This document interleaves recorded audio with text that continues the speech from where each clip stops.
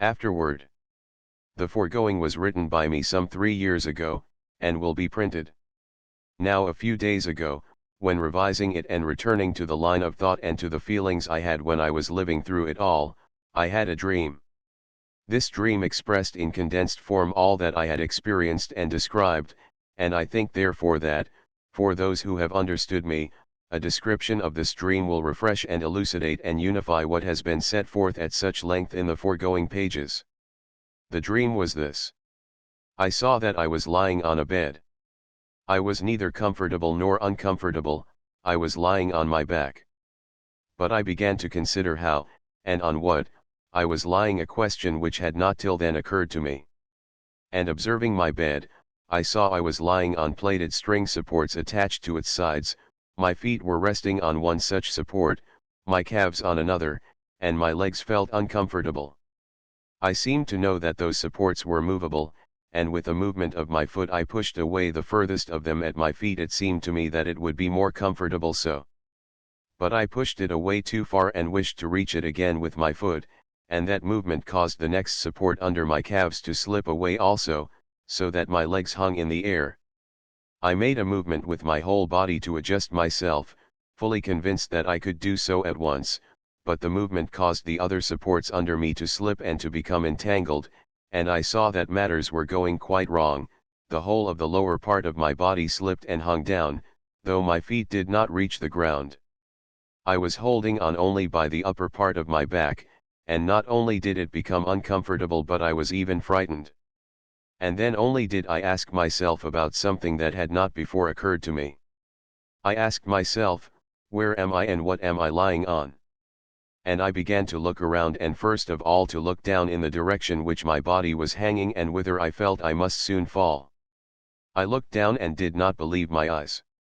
I was not only at a height comparable to the height of the highest towers or mountains, but at a height such as I could never have imagined. I could not even make out whether I saw anything there below, in that bottomless abyss over which I was hanging and whither I was being drawn.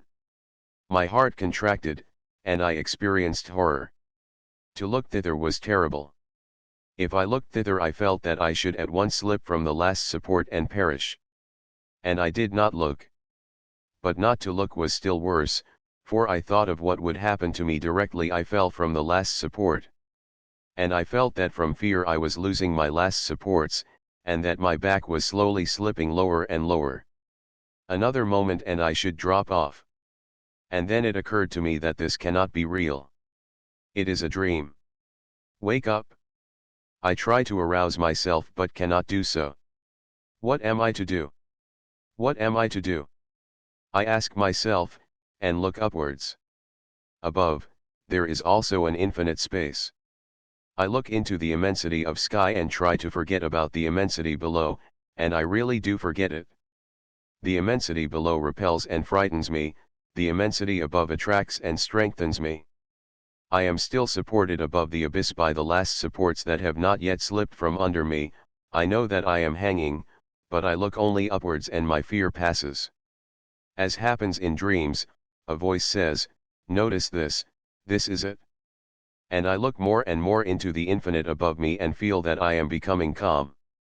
I remember all that has happened, and remember how it all happened, how I moved my legs, how I hung down, how frightened I was, and how I was saved from fear by looking upwards. And I ask myself, well, and now am I not hanging just the same? And I do not so much look round as experience with my whole body the point of support on which I am held. I see that I no longer hang as if about to fall, but am firmly held. I ask myself how I am held. I feel about, look round, and see that under me, under the middle of my body, there is one support, and that when I look upwards I lie on it in the position of securest balance, and that it alone gave me support before. And then, as happens in dreams, I imagine the mechanism by means of which I was held, a very natural, intelligible, and sure means, though to one awake that mechanism has no sense. I was even surprised in my dream that I had not understood it sooner. It appeared that at my head there was a pillar, and the security of that slender pillar was undoubted though there was nothing to support it. From the pillar a loop hung very ingeniously and yet simply, and if one lay with the middle of one's body in that loop and looked up, there could be no question of falling. This was all clear to me, and I was glad and tranquil. And it seemed as if someone said to me, "See that you remember." And I awoke. 1882. I was baptized and brought up in the Orthodox Christian faith. I was taught it in childhood and throughout my boyhood and youth.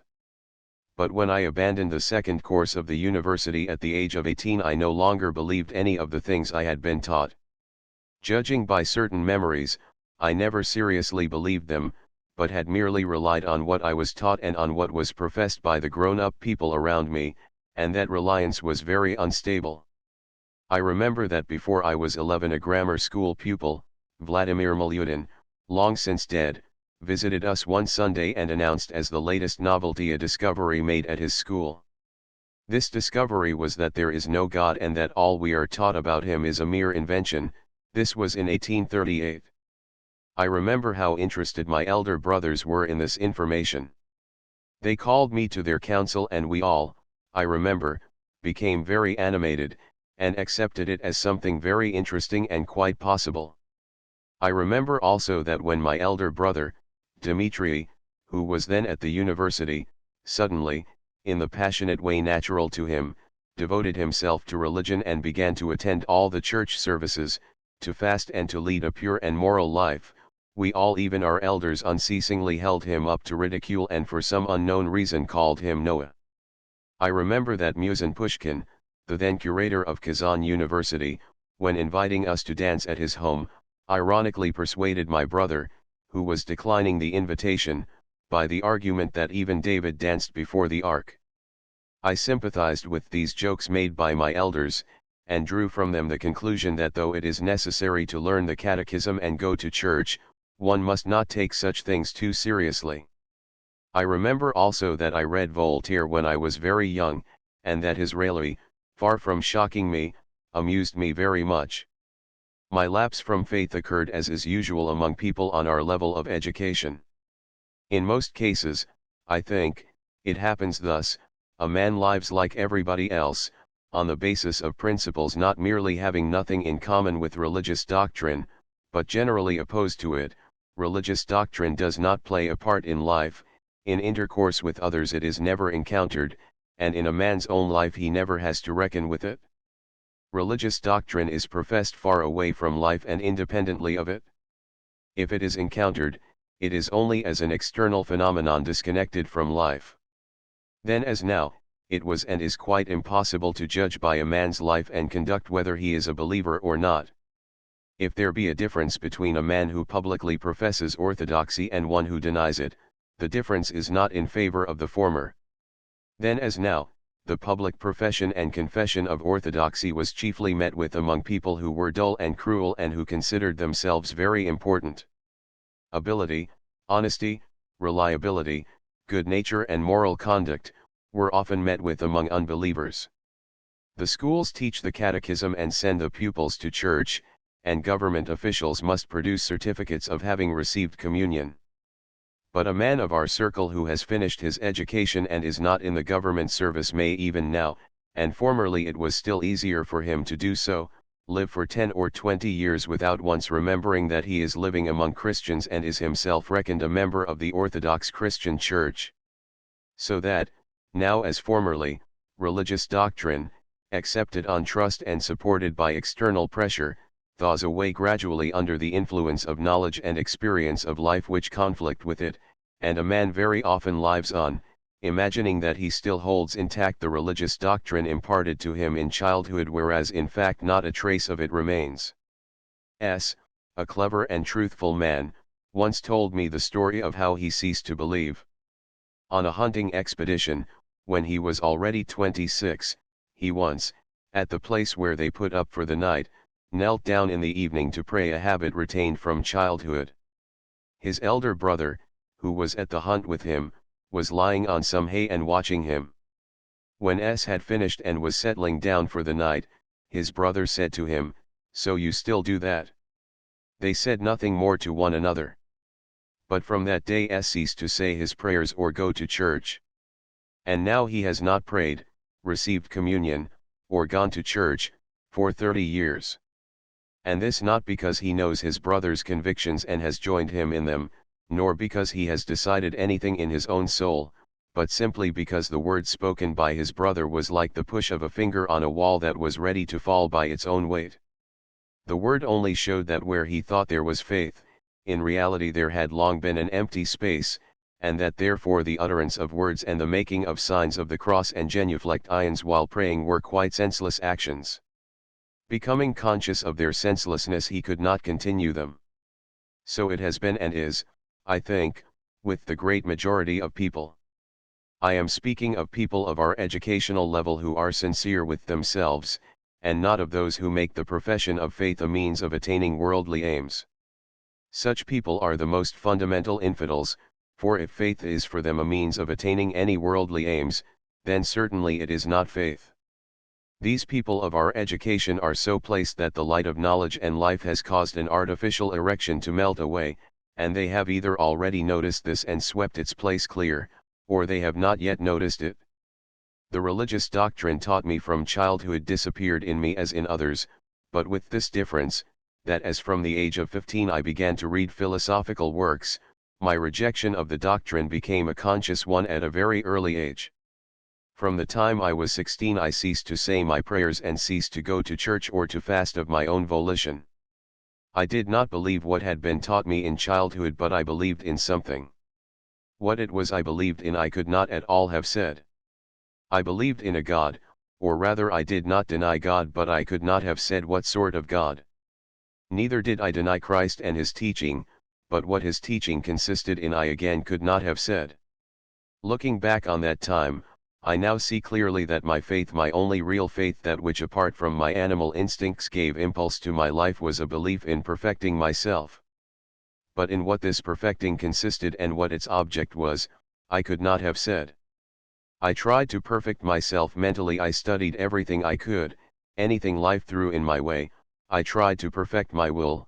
I drew up rules I tried to follow. I perfected myself physically, cultivating my strength and agility by all sorts of exercises, and accustoming myself to endurance and patience by all kinds of privations. And all this I considered to be the pursuit of perfection.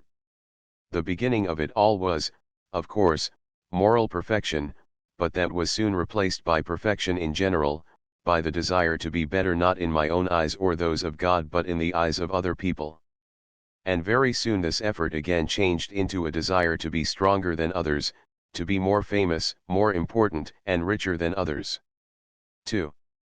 Some day I will narrate the touching and instructive history of my life during those 10 years of my youth. I think very many people have had a like experience.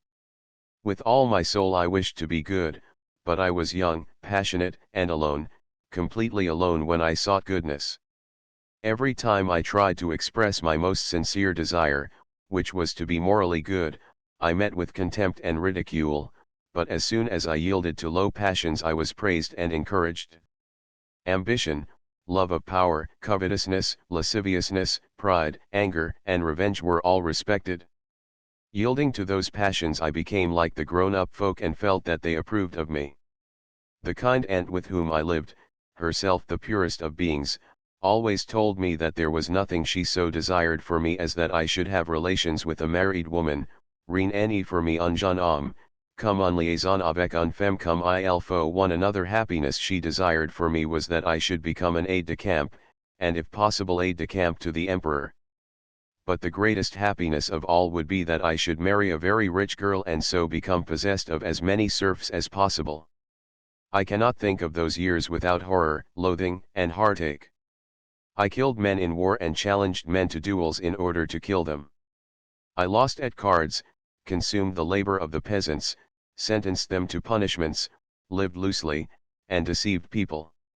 Lying, robbery, adultery of all kinds, drunkenness, violence, murder, there was no crime I did not commit, and in spite of that people praised my conduct and my contemporaries considered and consider me to be a comparatively moral man. So I lived for 10 years. During that time I began to write from vanity, covetousness, and pride. In my writings I did the same as in my life. To get fame and money, for the sake of which I wrote, it was necessary to hide the good and to display the evil. And I did so. How often in my writings I contrived to hide under the guise of indifference, or even of banter, those strivings of mine towards goodness which gave meaning to my life. And I succeeded in this and was praised. At 26 years of age too I returned to Petersburg after the war, and met the writers. They received me as one of themselves and flattered me. And before I had time to look round I had adopted the views on life of the set of authors I had come among, and these views completely obliterated all my former strivings to improve. They furnished a theory which justified the dissoluteness of my life. The view of life of these people, my comrades in authorship, consisted in this, that life in general goes on developing, and in this development we men of thought have the chief part, and among men of thought it is we artists and poets who have the greatest influence. Our vocation is to teach mankind. And lest the simple question should suggest itself, what do I know, and what can I teach? It was explained in this theory that this need not be known, and that the artist and poet teach unconsciously. I was considered an admirable artist and poet, and therefore it was very natural for me to adopt this theory. I, artist and poet, wrote and taught without myself knowing what. For this I was paid money, I had excellent food, lodging, women, and society, and I had fame, which showed that what I taught was very good. This faith in the meaning of poetry and in the development of life was a religion, and I was one of its priests. To be its priest was very pleasant and profitable. And I lived a considerable time in this faith without doubting its validity. But in the second and still more in the third year of this life I began to doubt the infallibility of this religion and to examine it. My first cause of doubt was that I began to notice that the priests of this religion were not all in accord among themselves. Some said, "We are the best and most useful teachers, we teach what is needed, but the others teach wrongly." Others said, "No. We are the real teachers, and you teach wrongly." And they disputed, quarreled, abused, cheated, and tricked one another. There were also many among us who did not care who was right and who was wrong, but were simply bent on attaining their covetous aims by means of this activity of ours. All this obliged me to doubt the validity of our creed. Moreover, having begun to doubt the truth of the author's creed itself, I also began to observe its priests more attentively, and I became convinced that almost all the priests of that religion, the writers, were immoral, and for the most part men of bad, worthless character, much inferior to those whom I had met in my former dissipated and military life, but they were self-confident and self-satisfied as only those can be who are quite holy or who do not know what holiness is. These people revolted me, I became revolting to myself, and I realized that that faith was a fraud. But strange to say, though I understood this fraud and renounced it, yet I did not renounce the rank these people gave me, the rank of artist, poet, and teacher. I naively imagined that I was a poet and artist and could teach everybody without myself knowing what I was teaching, and I acted accordingly. From my intimacy with these men I acquired a new vice, abnormally developed pride and an insane assurance that it was my vocation to teach men, without knowing what. To remember that time, and my own state of mind and that of those men, though there are thousands like them today, is sad and terrible and ludicrous, and arouses exactly the feeling one experiences in a lunatic asylum. We were all then convinced that it was necessary for us to speak, write, and print as quickly as possible and as much as possible, and that it was all wanted for the good of humanity. And thousands of us, contradicting and abusing one another, all printed and wrote teaching others. And without noticing that we knew nothing, and that to the simplest of life's questions, what is good and what is evil? We did not know how to reply, we all talked at the same time, not listening to one another, sometimes seconding and praising one another in order to be seconded and praised in turn, sometimes getting angry with one another just as in a lunatic asylum. Thousands of workmen labored to the extreme limit of their strength day and night, setting the type and printing millions of words which the post carried all over Russia, and we still went on teaching and could in no way find time to teach enough, and were always angry that sufficient attention was not paid us. It was terribly strange, but is now quite comprehensible. Our real innermost concern was to get as much money and praise as possible. To gain that end we could do nothing except write books and papers. So we did that. But in order to do such useless work and to feel assured that we were very important people, we required a theory justifying our activity. And so among us this theory was devised: all that exists is reasonable. All that exists develops. And it all develops by means of culture. And culture is measured by the circulation of books and newspapers. And we are paid money and are respected because we write books and newspapers, and therefore we are the most useful and the best of men. This theory would have been all very well if we had been unanimous, but as every thought expressed by one of us was always met by a diametrically opposite thought expressed by another, we ought to have been driven to reflection. But we ignored this. People paid us money and those on our side praised us, so each of us considered himself justified. It is now clear to me that this was just as in a lunatic asylum, but then I only dimly suspected this, and like all lunatics, simply called all men lunatics except myself. 3. So I lived, abandoning myself to this insanity for another 6 years, till my marriage. During that time I went abroad. Life in Europe and my acquaintance with leading and learned Europeans confirmed me yet more in the faith of striving after perfection in which I believed, for I found the same faith among them. That faith took with me the common form it assumes with the majority of educated people of our day. It was expressed by the word progress. It then appeared to me that this word meant something. I did not as yet understand that, being tormented, like every vital man, by the question how it is best for me to live, in my answer, live in conformity with progress, I was like a man in a boat who when carried along by wind and waves should reply to what for him is the chief and only question whither to steer by saying, we are being carried somewhere. I did not then notice this. Only occasionally, not by reason but by instinct, I revolted against the superstition so common in our day, by which people hide from themselves their lack of understanding of life. So, for instance, during my stay in Paris, the sight of an execution revealed to me the instability of my superstitious belief in progress. When I saw the head part from the body and how they thumped separately into the box, I understood, not with my mind but with my whole being, that no theory of the reasonableness of our present progress could justify this deed, and that though everybody from the creation of the world had held it to be necessary, on whatever theory, I knew it to be unnecessary and bad, and therefore the arbiter of what is good and evil is not what people say and do, nor is it progress, but it is my heart and I. Another instance of a realization that the superstitious belief in progress is insufficient as a guide to life, was my brother's death. Wise, good, serious, he fell ill while still a young man, suffered for more than a year, and died painfully, not understanding why he had lived and still less why he had to die. No theories could give me, or him, any reply to these questions during his slow and painful dying. But these were only rare instances of doubt, and I actually continued to live professing a faith only in progress. Everything evolves and I evolve with it, and why it is that I evolve with all things will be known some day. So I ought to have formulated my faith at that time. On returning from abroad I settled in the country and chanced to occupy myself with peasant schools. This work was particularly to my taste because in it I had not to face the falsity which had become obvious to me and stared me in the face when I tried to teach people by literary means.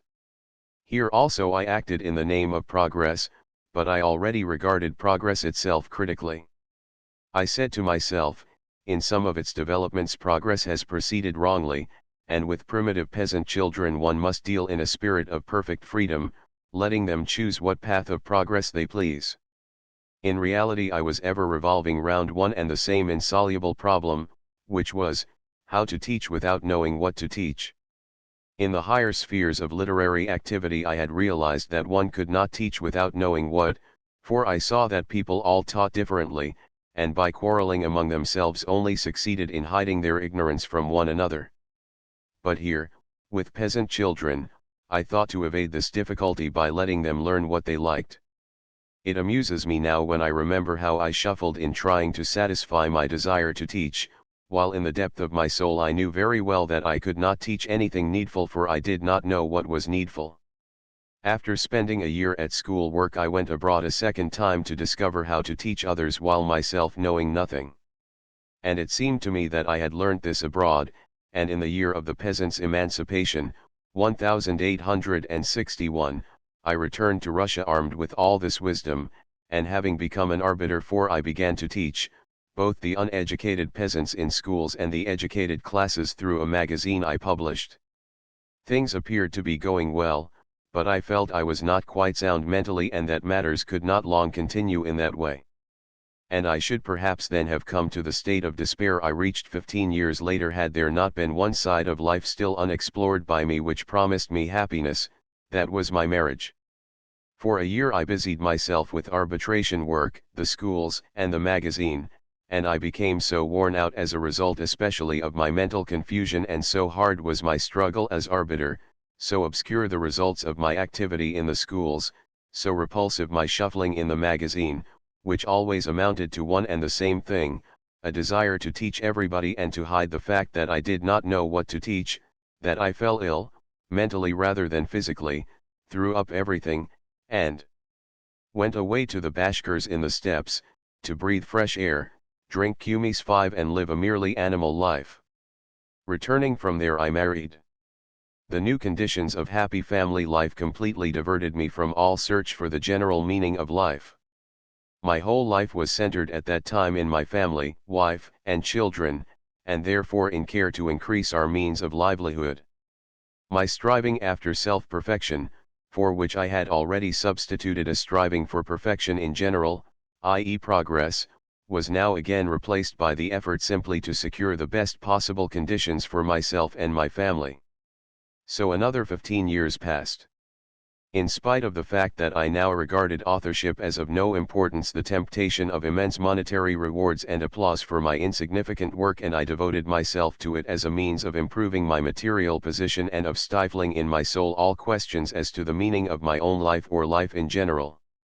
I wrote, teaching what was for me the only truth, namely, that one should live so as to have the best for oneself and one's family. So I lived. But 5 years ago something very strange began to happen to me. At first I experienced moments of perplexity and arrest of life, and though I did not know what to do or how to live, and I felt lost and became dejected.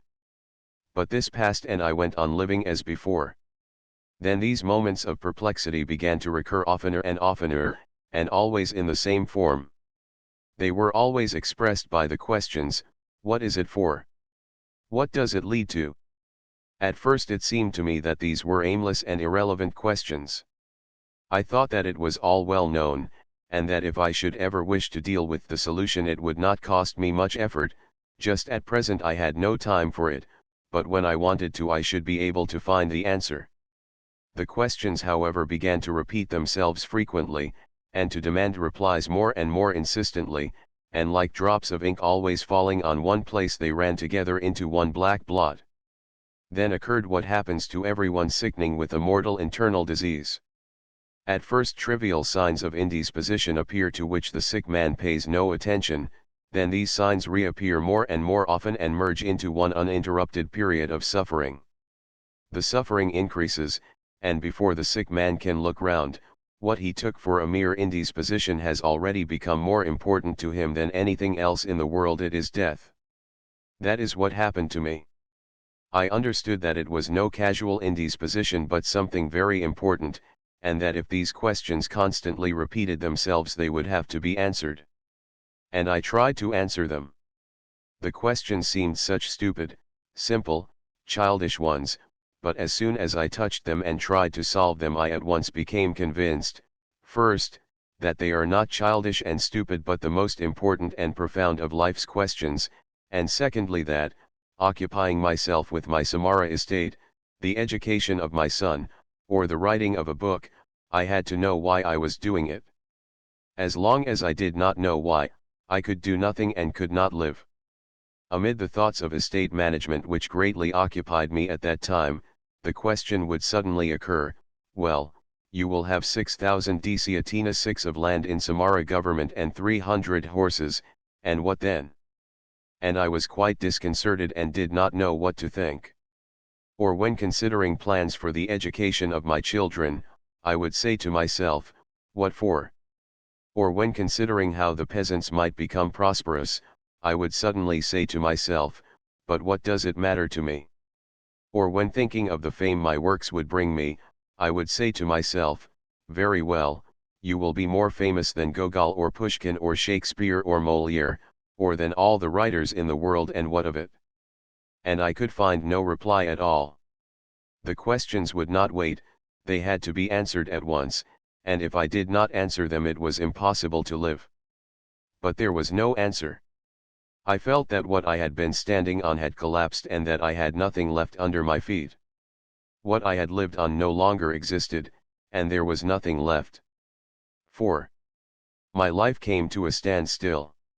I could breathe, eat, drink, and sleep, and I could not help doing these things, but there was no life, for there were no wishes the fulfillment of which I could consider reasonable.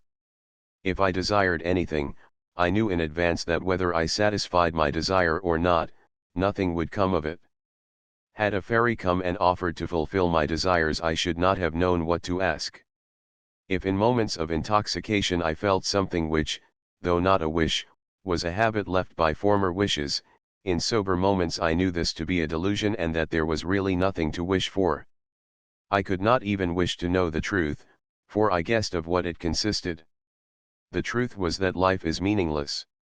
I had as it were lived, and walked, till I had come to a precipice and saw clearly that there was nothing ahead of me but destruction. It was impossible to stop, impossible to go back, and impossible to close my eyes or avoid seeing that there was nothing ahead but suffering and real death, complete annihilation. It had come to this, that I, a healthy, fortunate man, felt I could no longer live. Some irresistible power impelled me to rid myself one way or other of life. I cannot say I wished to kill myself. The power which drew me away from life was stronger, fuller, and more widespread than any mere wish. It was a force similar to the former striving to live, only in a contrary direction. All my strength drew me away from life. The thought of self-destruction now came to me as naturally as thoughts of how to improve my life had come formerly, and it was seductive that I had to be cunning with myself lest I should carry it out too hastily. I did not wish to hurry, because I wanted to use all efforts to disentangle the matter. If I cannot unravel matters, there will always be time. And it was then that I, a man favored by fortune, hid a cord from myself lest I should hang myself from the crosspiece of the partition in my room where I undressed alone every evening, and I ceased to go out shooting with a gun lest I should be tempted by so easy a way of ending my life. I did not myself know what I wanted, I feared life, desired to escape from it, yet still hoped something of it. And all this befell me at a time when all around me I had what is considered complete good fortune. I was not yet 50, I had a good wife who loved me and whom I loved, good children, and a large estate which without much effort on my part improved and increased. I was respected by my relations and acquaintances more than at any previous time. I was praised by others and without much self-deception could consider that my name was famous.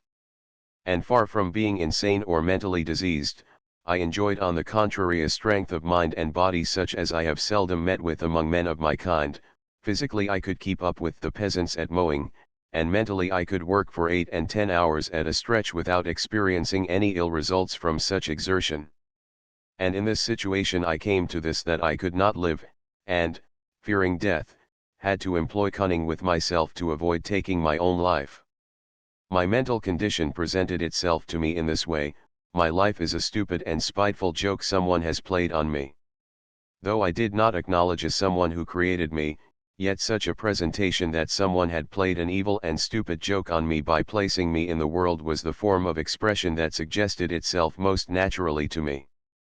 Involuntarily it appeared to me that there, somewhere, was someone who amused himself by watching how I lived for 30 or 40 years, learning, developing, maturing in body and mind, and how, having with matured mental powers reached the summit of life from which it all lay before me, I stood on that summit like an arch fool, seeing clearly that there is nothing in life, and that there has been and will be nothing. And he was amused. But whether that someone laughing at me existed or not, I was none the better off. I could give no reasonable meaning to any single action or to my whole life. I was only surprised that I could have avoided understanding this from the very beginning. It has been so long known to all. Today or tomorrow sickness and death will come, they had come already, to those I love or to me, nothing will remain but stench and worms. Sooner or later my affairs, whatever they may be, will be forgotten, and I shall not exist. Then why go on making any effort? How can man fail to see this? And how go on living? That is what is surprising. One can only live while one is intoxicated with life. As soon as one is sober, it is impossible not to see that it is all a mere fraud, and a stupid fraud. That is precisely what it is. There is nothing either amusing or witty about it, it is simply cruel and stupid. There is an Eastern fable, told long ago, of a traveler overtaken on a plain by an enraged beast. Escaping from the beast, he gets into a dry well, but sees at the bottom of the well a dragon that has opened its jaws to swallow him. And the unfortunate man, not daring to climb out lest he should be destroyed by the enraged beast, and not daring to leap to the bottom of the well lest he should be eaten by the dragon, seizes a twig growing in a crack in the well and clings to it. His hands are growing weaker, and he feels he will soon have to resign himself to the destruction that awaits him above or below, but still he clings on. Then he sees that two mice, a black one and a white one, go regularly round and round the stem of the twig to which he is clinging and gnaw at it. And soon the twig itself will snap and he will fall into the dragon's jaws. The traveler sees this and knows that he will inevitably perish, but while still hanging he looks around, sees some drops of honey on the leaves of the twig, reaches them with his tongue and licks them. So I too clung to the twig of life, knowing that the dragon of death was inevitably awaiting me, ready to tear me to pieces, and I could not understand why I had fallen into such torment. I tried to lick the honey which formerly consoled me, but the honey no longer gave me pleasure, and the white and black mice of day and night gnawed at the branch by which I hung.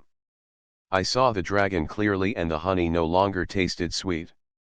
I only saw the unscapable dragon and the mice, and I could not tear my gaze from them, and this is not a fable but the real unanswerable truth intelligible to all. The deception of the joys of life which formerly allayed my terror of the dragon now no longer deceived me. No matter how often I may be told, you cannot understand the meaning of life, so do not think about it, but live, I can no longer do it, I have already done it too long. I cannot now help seeing day and night going round and bringing me to death. That is all I see, for that alone is true. All else is false. The 2 drops of honey which diverted my eyes from the cruel truth longer than the rest, my love of family, and of writing art as I called it, were no longer sweet to me. Family, said I to myself. But my family, wife and children, are also human. They are placed just as I am, they must either live in a lie or see the terrible truth. Why should they live? Why should I love them, guard them, bring them up, or watch them? That they may come to the despair that I feel, or else be stupid. Loving them, I cannot hide the truth from them, each step in knowledge leads them to the truth. And the truth is death. Art, poetry. Under the influence of success and the praise of men, I had long assured myself that this was a thing one could do though death was drawing near, death which destroys all things, including my work and its remembrance, but soon I saw that that too was a fraud. It was plain to me that art is an adornment of life, an allurement to life. But life had lost its attraction for me, so how could I attract others? As long as I was not living my own life but was borne on the waves of some other life, as long as I believed that life had a meaning, though one I could not express, the reflection of life in poetry and art of all kinds afforded me pleasure, it was pleasant to look at life in the mirror of art. But when I began to seek the meaning of life and felt the necessity of living my own life, That mirror became for me unnecessary, superfluous, ridiculous, or painful. I could no longer soothe myself with what I now saw in the mirror, namely, that my position was stupid and desperate. It was all very well to enjoy the sight when in the depth of my soul I believed that my life had a meaning. Then the play of lights, comic, tragic, touching, beautiful, and terrible in life amused me. No sweetness of honey could be sweet to me when I saw the dragon and saw the mice gnawing away my support. Nor was that all. Had I simply understood that life had no meaning, I could have borne it quietly, knowing that that was my lot. But I could not satisfy myself with that. Had I been like a man living in a wood from which he knows there is no exit, I could have lived, but I was like one lost in a wood who, horrified at having lost his way, rushes about wishing to find the road. He knows that each step he takes confuses him more and more, but still he cannot help rushing about. It was indeed terrible. And to rid myself of the terror I wished to kill myself. I experienced terror at what awaited me, knew that that terror was even worse than the position I was in, but still I could not patiently await the end. However convincing the argument might be that in any case some vessel in my heart would give way, or something would burst and all would be over, I could not patiently await that end.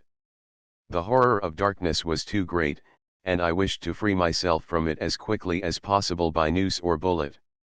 That was the feeling which drew me most strongly towards suicide. V. But perhaps I have overlooked something, or misunderstood something, said I to myself several times.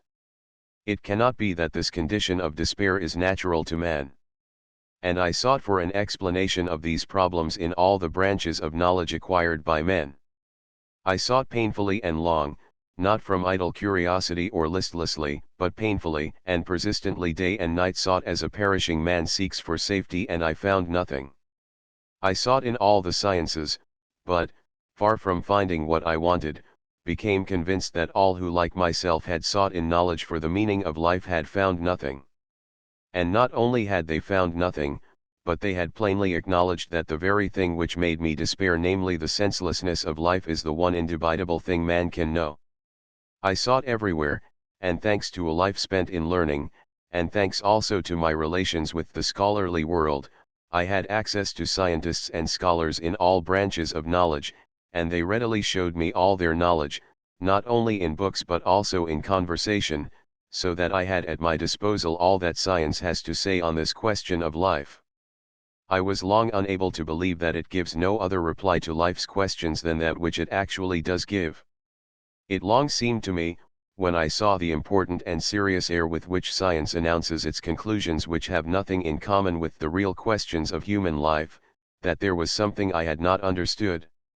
I long was timid before science, and it seemed to me that the lack of conformity between the answers and my questions arose not by the fault of science but from my ignorance, but the matter was for me not a game or an amusement but one of life and death, and I was involuntarily brought to the conviction that my questions were the only legitimate ones, forming the basis of all knowledge, and that I with my questions was not to blame, but science if it pretends to reply to those questions. My question, that which at the age of 50 brought me to the verge of suicide, was the simplest of questions, lying in the soul of every man from the foolish child to the wisest elder. It was a question without an answer to which one cannot live, as I had found by experience. It was, what will come of what I am doing today or shall do tomorrow? What will come of my whole life? Differently expressed, the question is, why should I live, why wish for anything, or do anything? It can also be expressed thus, is there any meaning in my life that the inevitable death awaiting me does not destroy? To this one question, variously expressed, I sought an answer in science.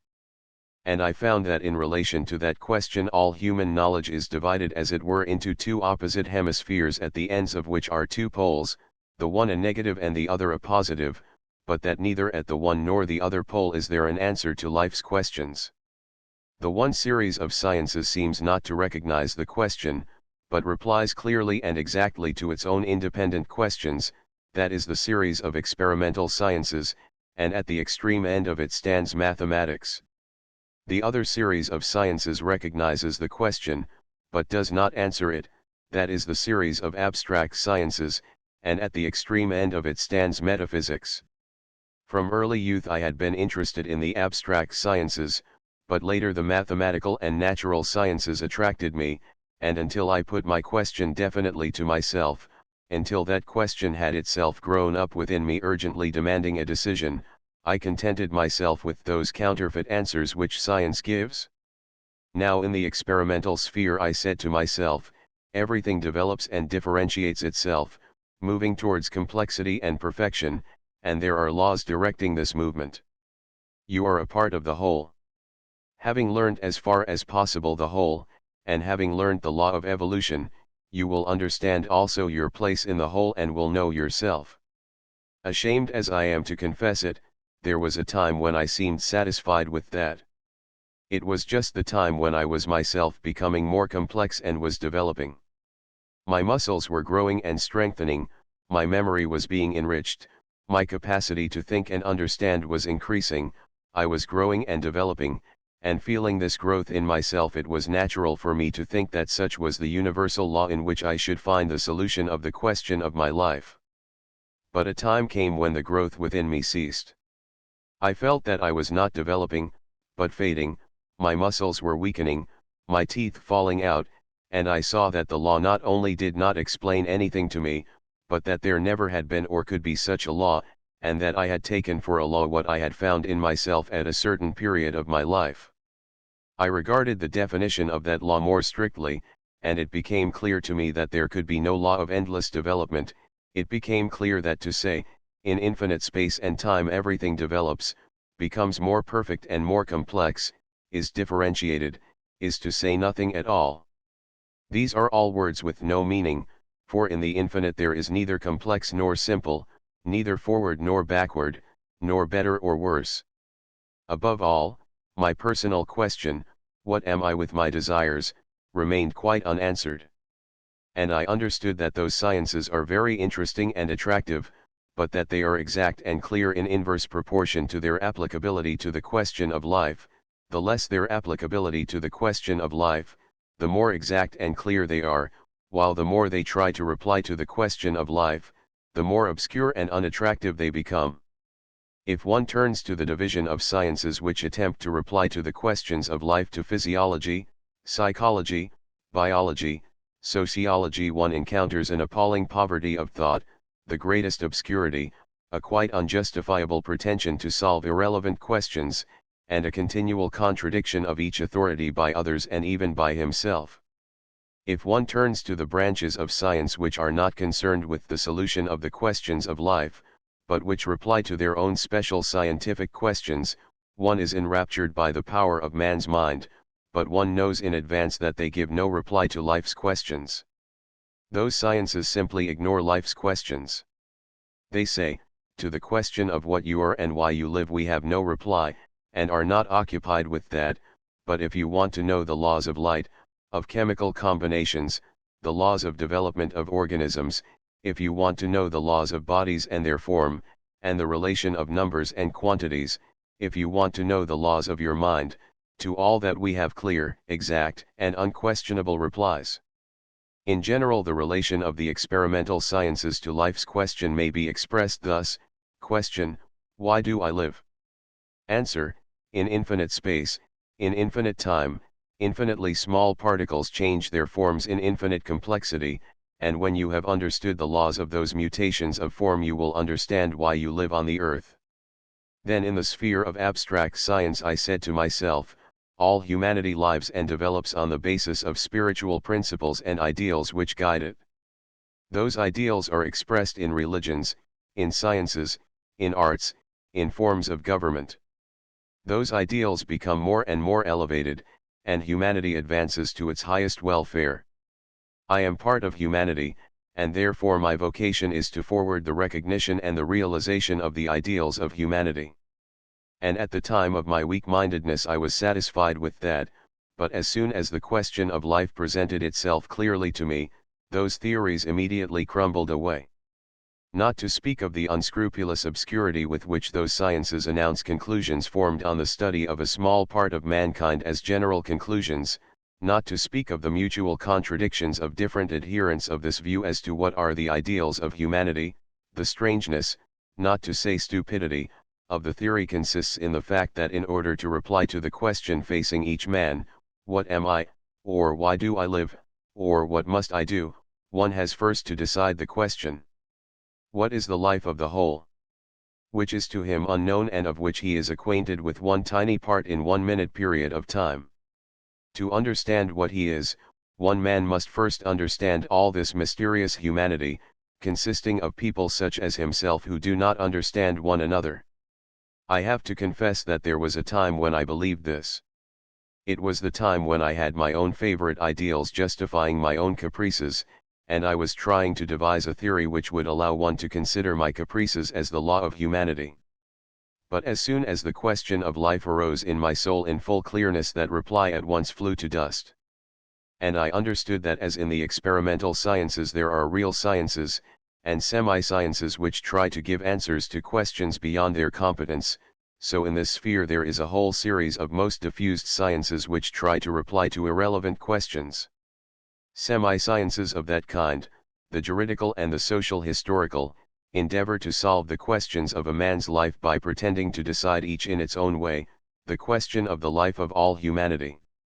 But as in the sphere of man's experimental knowledge, one who sincerely inquires how he is to live cannot be satisfied with the reply, study in endless space the mutations, infinite in time and in complexity, of innumerable atoms, and then you will understand your life. So also a sincere man cannot be satisfied with the reply, study the whole life of humanity, of which we cannot know either the beginning or the end, of which we do not even know a small part, and then you will understand your own life. And like the experimental semi-sciences, so these other semi-sciences are the more filled with obscurities, inexactitudes, stupidities, and contradictions, the further they diverge from the real problems. The problem of experimental science is the sequence of cause and effect in material phenomena. It is only necessary for experimental science to introduce the question of a final cause for it to become nonsensical. The problem of abstract science is the recognition of the primordial essence of life. It is only necessary to introduce the investigation of consequential phenomena, such as social and historical phenomena, and it also becomes nonsensical. Experimental science only then gives positive knowledge and displays the greatness of the human mind when it does not introduce into its investigations the question of an ultimate cause. And, on the contrary, abstract science is only then science and displays the greatness of the human mind when it puts quite aside questions relating to the consequential causes of phenomena and regards man solely in relation to an ultimate cause. Such in this realm of science forming the pole of the sphere is metaphysics or philosophy. That science states the question clearly, what am I, and what is the universe? And why do I exist, and why does the universe exist? And since it has existed, it has always replied in the same way. Whether the philosopher calls the essence of life existing within me, and in all that exists, by the name of idea, or substance, or spirit, or will, he says one and the same thing, that this essence exists and that I am of that same essence, but why it is he does not know, and does not say, if he is an exact thinker. I ask, why should this essence exist? What results from the fact that it is and will be? And philosophy not merely does not reply, but is itself only asking that question. And if it is real philosophy, all its labor lies merely in trying to put that question clearly. And if it keeps firmly to its task, it cannot reply to the question otherwise than thus, what am I, and what is the universe? All and nothing, and to the question why, by I do not know. So that however I may turn these replies of philosophy, I can never obtain anything like an answer, and not because, as in the clear experimental sphere, the reply does not relate to my question, but because here, though all the mental work is directed just to my question, there is no answer, but instead of an answer one gets the same question, only in a complex form. 6. In my search for answers to life's questions, I experienced just what is felt by a man lost in a forest. He reaches a glade, climbs a tree, and clearly sees the limitless distance, but sees that his home is not and cannot be there, then he goes into the dark wood and sees the darkness, but there also his home is not.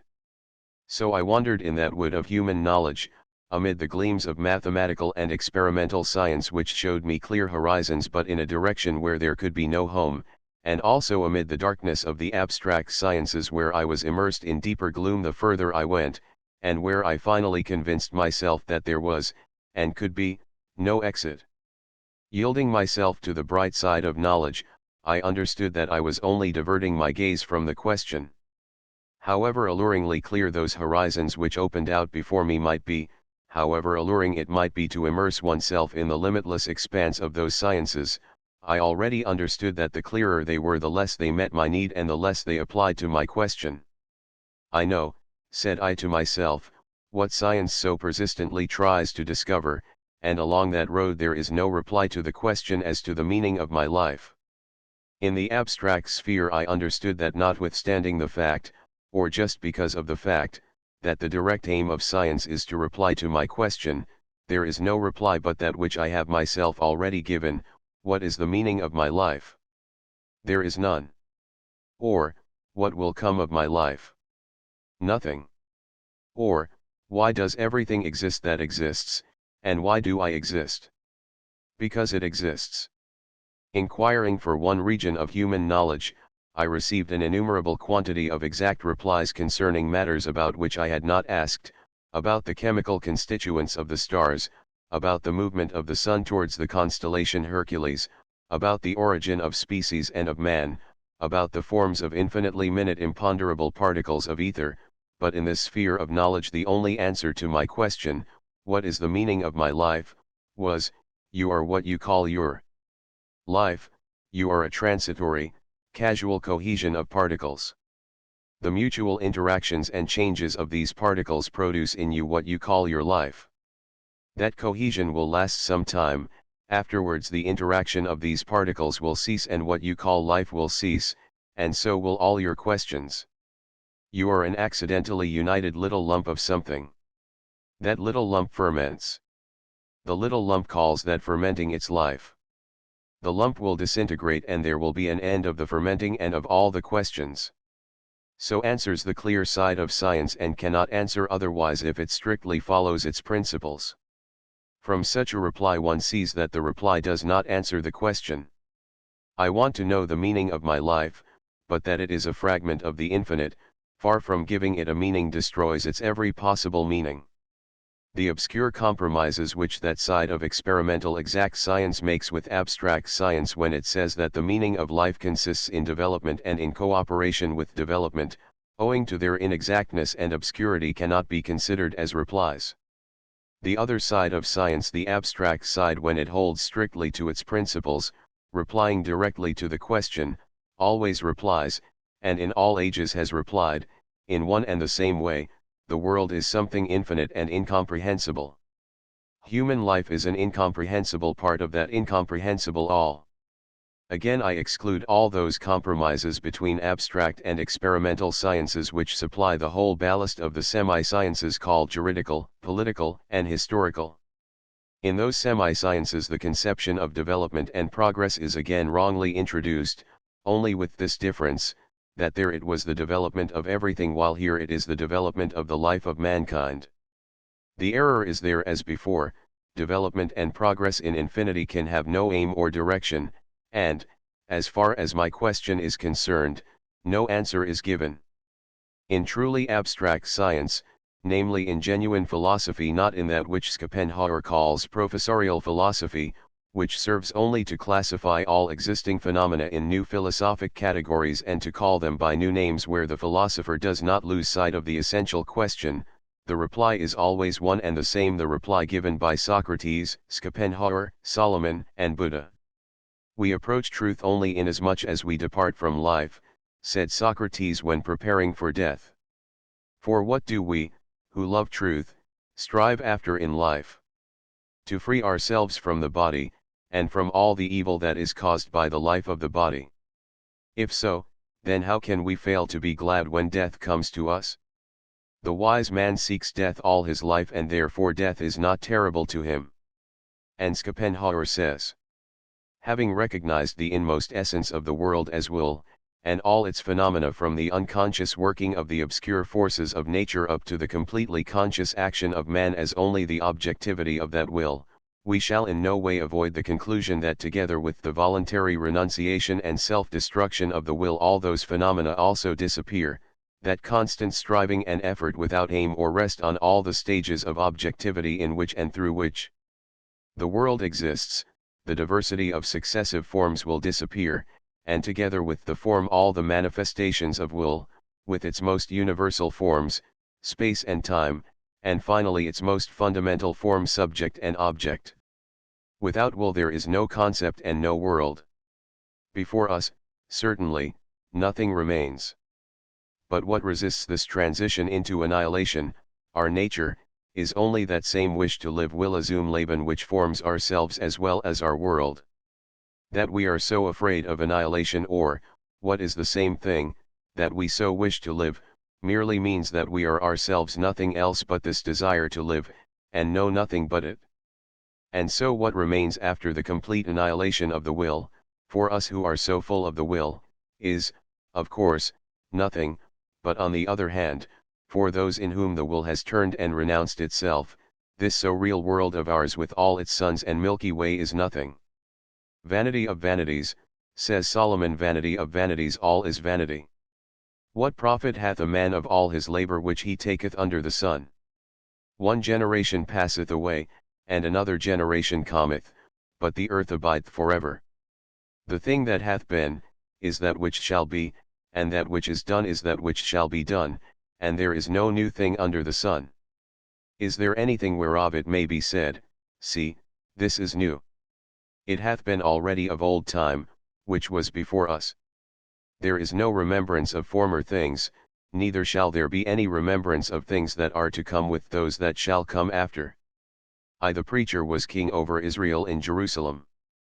And I gave my heart to seek and search out by wisdom concerning all that is done under heaven, this sore travail hath God given to the sons of man to be exercised therewith. I have seen all the works that are done under the sun, and behold, all is vanity and vexation of spirit. I communed with my own heart, saying, Lo, I am come to great estate, and have gotten more wisdom than all they that have been before me over Jerusalem, yea, my heart hath great experience of wisdom and knowledge. And I gave my heart to know wisdom, and to know madness and folly, I perceived that this also is vexation of spirit. For in much wisdom is much grief, and he that increaseth knowledge increaseth sorrow. I said in my heart, Go to now, I will prove thee with mirth, therefore enjoy pleasure, and behold this also is vanity. I said of laughter, It is mad, and of mirth, what doth it? I sought in my heart how to cheer my flesh with wine, and while my heart was guided by wisdom, to lay hold on folly, till I might see what it was good for the sons of men that they should do under heaven the number of the days of their life.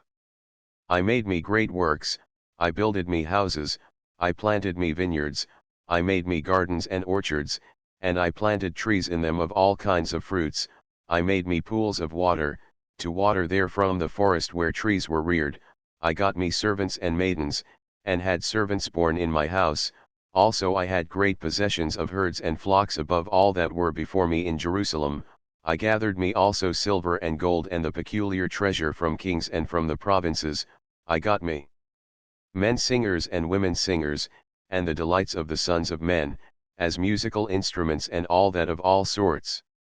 So I was great, and increased more than all that were before me in Jerusalem, also my wisdom remained with me. And whatever mine eyes desired I kept not from them. I withheld not my heart from any joy. Then I looked on all the works that my hands had wrought, and on the labor that I had labored to do, and, behold, all was vanity and vexation of spirit, and there was no profit from them under the sun. And I turned myself to behold wisdom and madness and folly. But I perceived that one even happeneth to them all. Then said I in my heart, As it happeneth to the fool, so it happeneth even to me, and why was I then more wise? Then I said in my heart, that this also is vanity.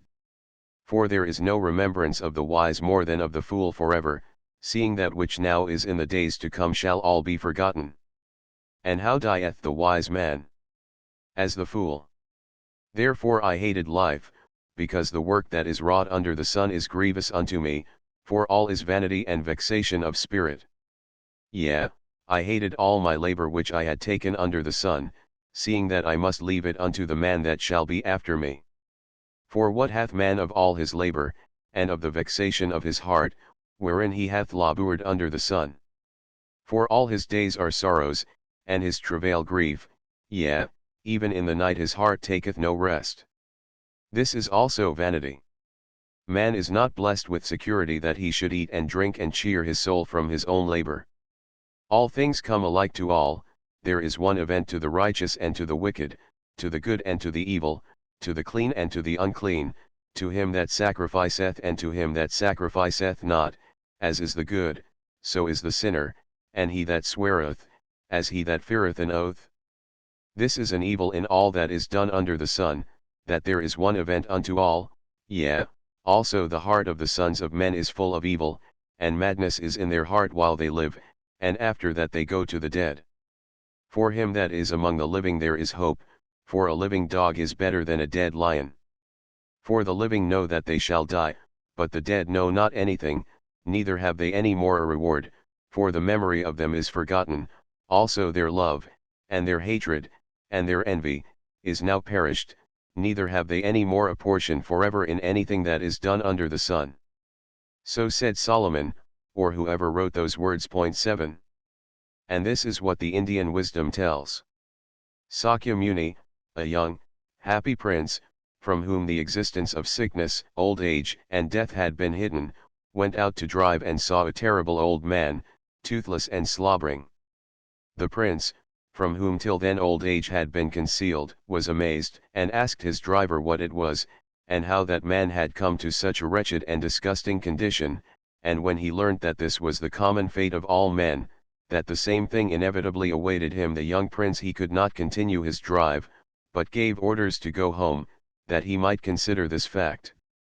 So he shut himself up alone and considered it. And he probably devised some consolation for himself, for he subsequently again went out to drive, feeling merry and happy. But this time he saw a sick man.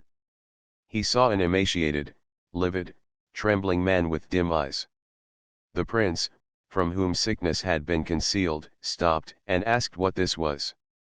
And when he learnt that this was sickness, to which all men are liable, and that he himself, a healthy and happy prince, might himself fall ill tomorrow, he again was in no mood to enjoy himself, but gave orders to drive home, and again sought some solace, and probably found it, for he drove out a third time for pleasure. But this third time he saw another new sight, he saw men carrying something. What is that? A dead man. What does dead mean? Asked the prince. He was told that to become dead means to become like that man. The prince approached the corpse, uncovered it, and looked at it. What will happen to him now? Asked the prince. He was told that the corpse would be buried in the ground. Why? Because he will certainly not return to life, and will only produce a stench and worms. And is that the fate of all men? Will the same thing happen to me? Will they bury me, and shall I cause a stench and be eaten by worms? Yes. Home. I shall not drive out for pleasure, and never will so drive out again. And Sakyamuni could find no consolation in life, and decided that life is the greatest of evils, and he devoted all the strength of his soul to free himself from it, and to free others, and to do this so that, even after death, life shall not be renewed any more but be completely destroyed at its very roots. So speaks all the wisdom of India. These are the direct replies that human wisdom gives when it replies to life's question. The life of the body is an evil and a lie. Therefore the destruction of the life of the body is a blessing, and we should desire it, says Socrates. Life is that which should not be an evil, and the passage into nothingness is the only good in life, says Schopenhauer. All that is in the world, folly and wisdom and riches and poverty and mirth and grief, is vanity and emptiness. Man dies and nothing is left of him. And that is stupid, says Solomon. To live in the consciousness of the inevitability of suffering, of becoming enfeebled, of old age and of death, is impossible. We must free ourselves from life, from all possible life, says Buddha. And what these strong minds said has been said and thought and felt by millions upon millions of people like them. And I have thought it and felt it. So my wandering among the sciences, far from freeing me from my despair, only strengthened it. One kind of knowledge did not reply to life's question, the other kind replied directly, confirming my despair, indicating not that the result at which I had arrived was the fruit of error or of a diseased state of my mind, but on the contrary that I had thought correctly, and that my thoughts coincided with the conclusions of the most powerful of human minds. It is no good deceiving oneself. It is all vanity. Happy is he who has not been born, death is better than life, and one must free oneself from life. 7. Not finding an explanation in science, I began to seek for it in life, hoping to find it among the people around me. And I began to observe how the people around me, people like myself, lived, and what their attitude was to this question which had brought me to despair. And this is what I found among people who were in the same position as myself as regards education and manner of life. I found that for people of my circle there were 4 ways out of the terrible position in which we are all placed. The first was that of ignorance. It consists in not knowing, not understanding, that life is an evil and an absurdity. People of this sort, chiefly women, or very young or very dull people, have not yet understood that question of life which presented itself to Schopenhauer, Solomon, and Buddha.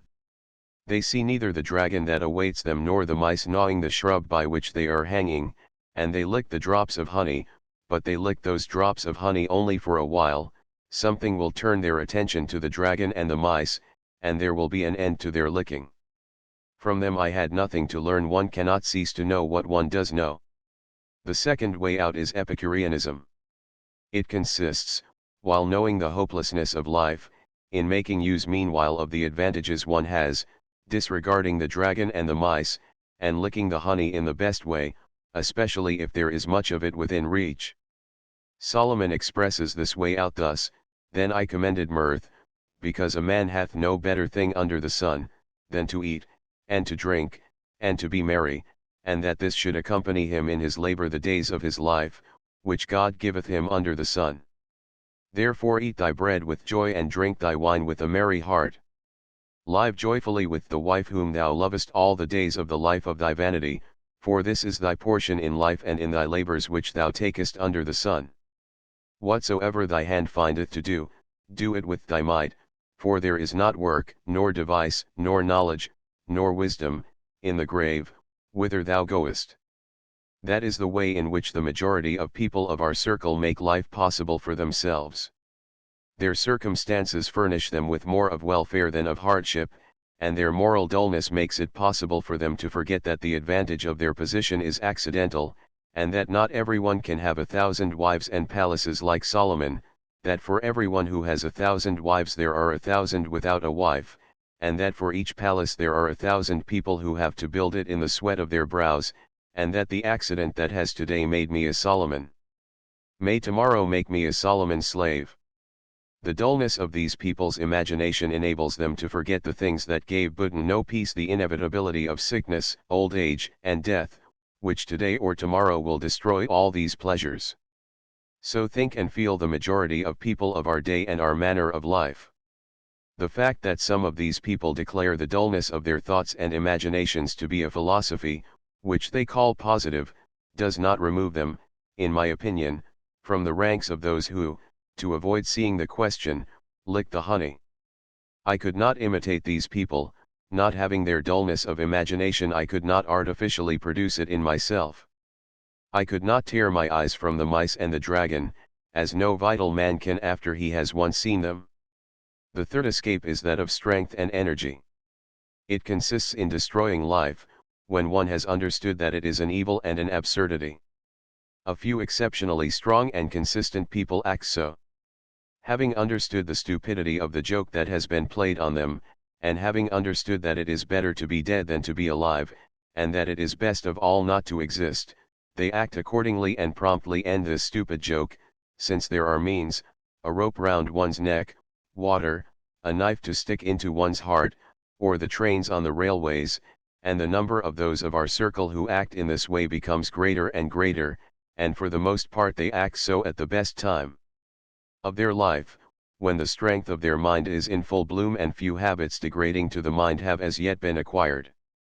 I saw that this was the worthiest way of escape and I wished to adopt it. The fourth way out is that of weakness. It consists in seeing the truth of the situation and yet clinging to life, knowing in advance that nothing can come of it. People of this kind know that death is better than life, but not having the strength to act rationally to end the deception quickly and kill themselves, they seem to wait for something. This is the escape of weakness, for if I know what is best and it is within my power, why not yield to what is best? I found myself in that category. So people of my class evade the terrible contradiction in four ways. Strain my attention as I would, I saw no way except those four. One way was not to understand that life is senseless, vanity, and an evil, and that it is better not to live. I could not help knowing this, and when I once knew it could not shut my eyes to it. The second way was to use life such as it is without thinking of the future. And I could not do that. I, like Sakya Muni, could not ride out hunting when I knew that old age, suffering, and death exist. My imagination was too vivid. Nor could I rejoice in the momentary accidents that for an instant threw pleasure to my lot. The third way, having understood that life is evil and stupid, was to end it by killing oneself. I understood that, but somehow still did not kill myself. The fourth way was to live like Solomon and Schopenhauer, knowing that life is a stupid joke played upon us, and still to go on living, washing oneself, dressing, dining, talking, and even writing books. This was to me repulsive and tormenting, but I remained in that position. I see now that if I did not kill myself it was due to some dim consciousness of the invalidity of my thoughts. However convincing and indubitable appeared to me the sequence of my thoughts and of those of the wise that have brought us to the admission of the senselessness of life, there remained in me a vague doubt of the justice of my conclusion. It was like this: my reason, have acknowledged that life is senseless. If there is nothing higher than reason, and there is not, nothing can prove that there is, then reason is the creator of life for me. If reason did not exist there would be for me no life. How can reason deny life when it is the creator of life? Or to put it the other way, were there no life, my reason would not exist, therefore reason is life's son. Life is all. Reason is its fruit, yet reason rejects life itself. I felt that there was something wrong here. Life is a senseless evil, that is certain, said I to myself. Yet I have lived and am still living, and all mankind lived and lives. How is that? Why does it live, when it is possible not to live? Is it that only I and Schopenhauer are wise enough to understand the senselessness and evil of life? The reasoning showing the vanity of life is not so difficult, and has long been familiar to the very simplest folk, yet they have lived and still live. How is it they all live and never think of doubting the reasonableness of life? My knowledge, confirmed by the wisdom of the sages, has shown me that everything on earth, organic and inorganic, is almost cleverly arranged, only my own position is stupid. And those fools, the enormous masses of people, know nothing about how everything organic and inorganic in the world is arranged, but they live, and it seems to them that their life is very wisely arranged. And it struck me, but what if there is something I do not yet know? Ignorance behaves just in that way. Ignorance always says just what I am saying. When it does not know something, it says that what it does not know is stupid. Indeed, it appears that there is a whole humanity that lived and lives as if it understood the meaning of its life, for without understanding it could not live, but I say that all this life is senseless and that I cannot live. Nothing prevents our denying life by suicide. Well then, kill yourself, and you won't discuss. If life displeases you, kill yourself. You live, and cannot understand the meaning of life, then finish it, and do not fool about in life, saying and writing that you do not understand it. You have come into good company where people are contented and know what they are doing. If you find it dull and repulsive, go away. Indeed, what are we who are convinced of the necessity of suicide yet do not decide to commit it, but the weakest, most inconsistent, and to put it plainly, the stupidest of men, fussing about with our own stupidity as a fool fusses about with a painted hussy. For our wisdom, however indubitable it may be, has not given us the knowledge of the meaning of our life. But all mankind who sustain life, millions of them, do not doubt the meaning of life. Indeed, from the most distant time of which I know anything, when life began, people have lived knowing the argument about the vanity of life which has shown me its senselessness, and yet they lived attributing some meaning to it. From the time when any life began among men they had that meaning of life, and they led that life which has descended to me. All that is in me and around me, all, corporeal and incorporeal, is the fruit of their knowledge of life. Those very instruments of thought with which I consider this life and condemn it were all devised not by me but by them. I myself was born, taught, and brought up thanks to them. They dug out the iron, taught us to cut down the forests, tamed the cows and horses, taught us to sow corn and to live together, organized our life, and taught me to think and speak. And I, their product, fed, supplied with drink, taught by them, thinking with their thoughts and words, have argued that they are an absurdity. There is something wrong, said I to myself. I have blundered somewhere. But it was a long time before I could find out where the mistake was. 8. All these doubts, which I am now able to express more or less systematically, I could not then have expressed. I then only felt that however logically inevitable were my conclusions concerning the vanity of life, confirmed as they were by the greatest thinkers, there was something not right about them. Whether it was in the reasoning itself or in the statement of the question I did not know. I only felt that the conclusion was rationally convincing, but that was insufficient. All these conclusions could not so convince me as to make me do what followed from my reasoning, that is to say, kill myself. And I should have told an untruth had I, without killing myself, said that reason had brought me to the point I had reached. Reason worked, but something else was also working which I can only call a consciousness of life. A force was working which compelled me to turn my attention to this and not to that, and it was this force which extricated me from my desperate situation and turned my mind in quite another direction. This force compelled me to turn my attention to the fact that I and a few hundred similar people are not the whole of mankind, and that I did not yet know the life of mankind.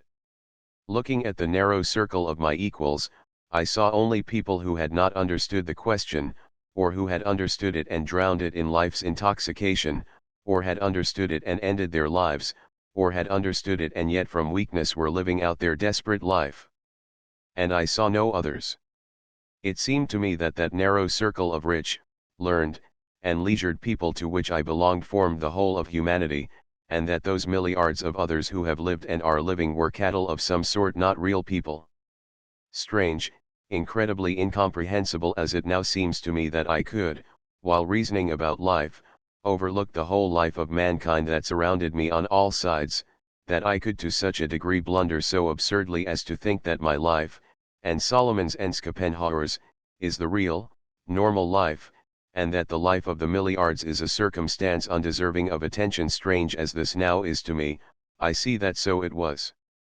In the delusion of my pride of intellect it seemed to me so indubitable that I and Solomon and Schopenhauer had stated the question so truly and exactly that nothing else was possible. So indubitable did it seem that all those milliards consisted of men who had not yet arrived at an apprehension of all the profundity of the question that I sought for the meaning of my life, without it once occurring to me to ask, but what meaning is and has been given to their lives by all the milliards of common folk who live and have lived in the world.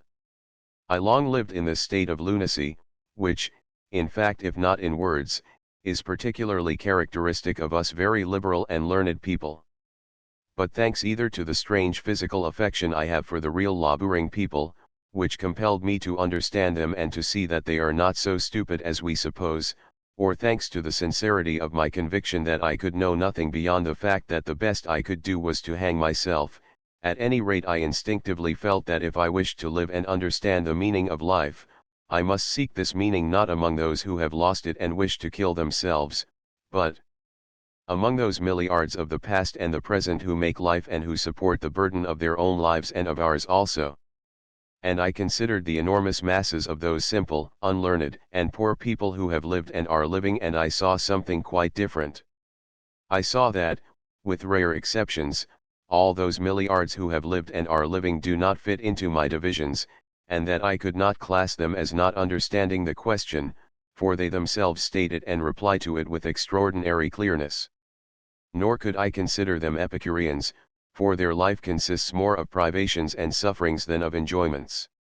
Still less could I consider them as irrationally dragging on a meaningless existence, for every act of their life, as well as death itself, is explained by them. To kill themselves they consider the greatest evil. It appeared that all mankind had a knowledge, unacknowledged and despised by me, of the meaning of life. It appeared that reasonable knowledge does not give the meaning of life, but excludes life, while the meaning attributed to life by milliards of people, by all humanity, rests on some despised pseudo-knowledge.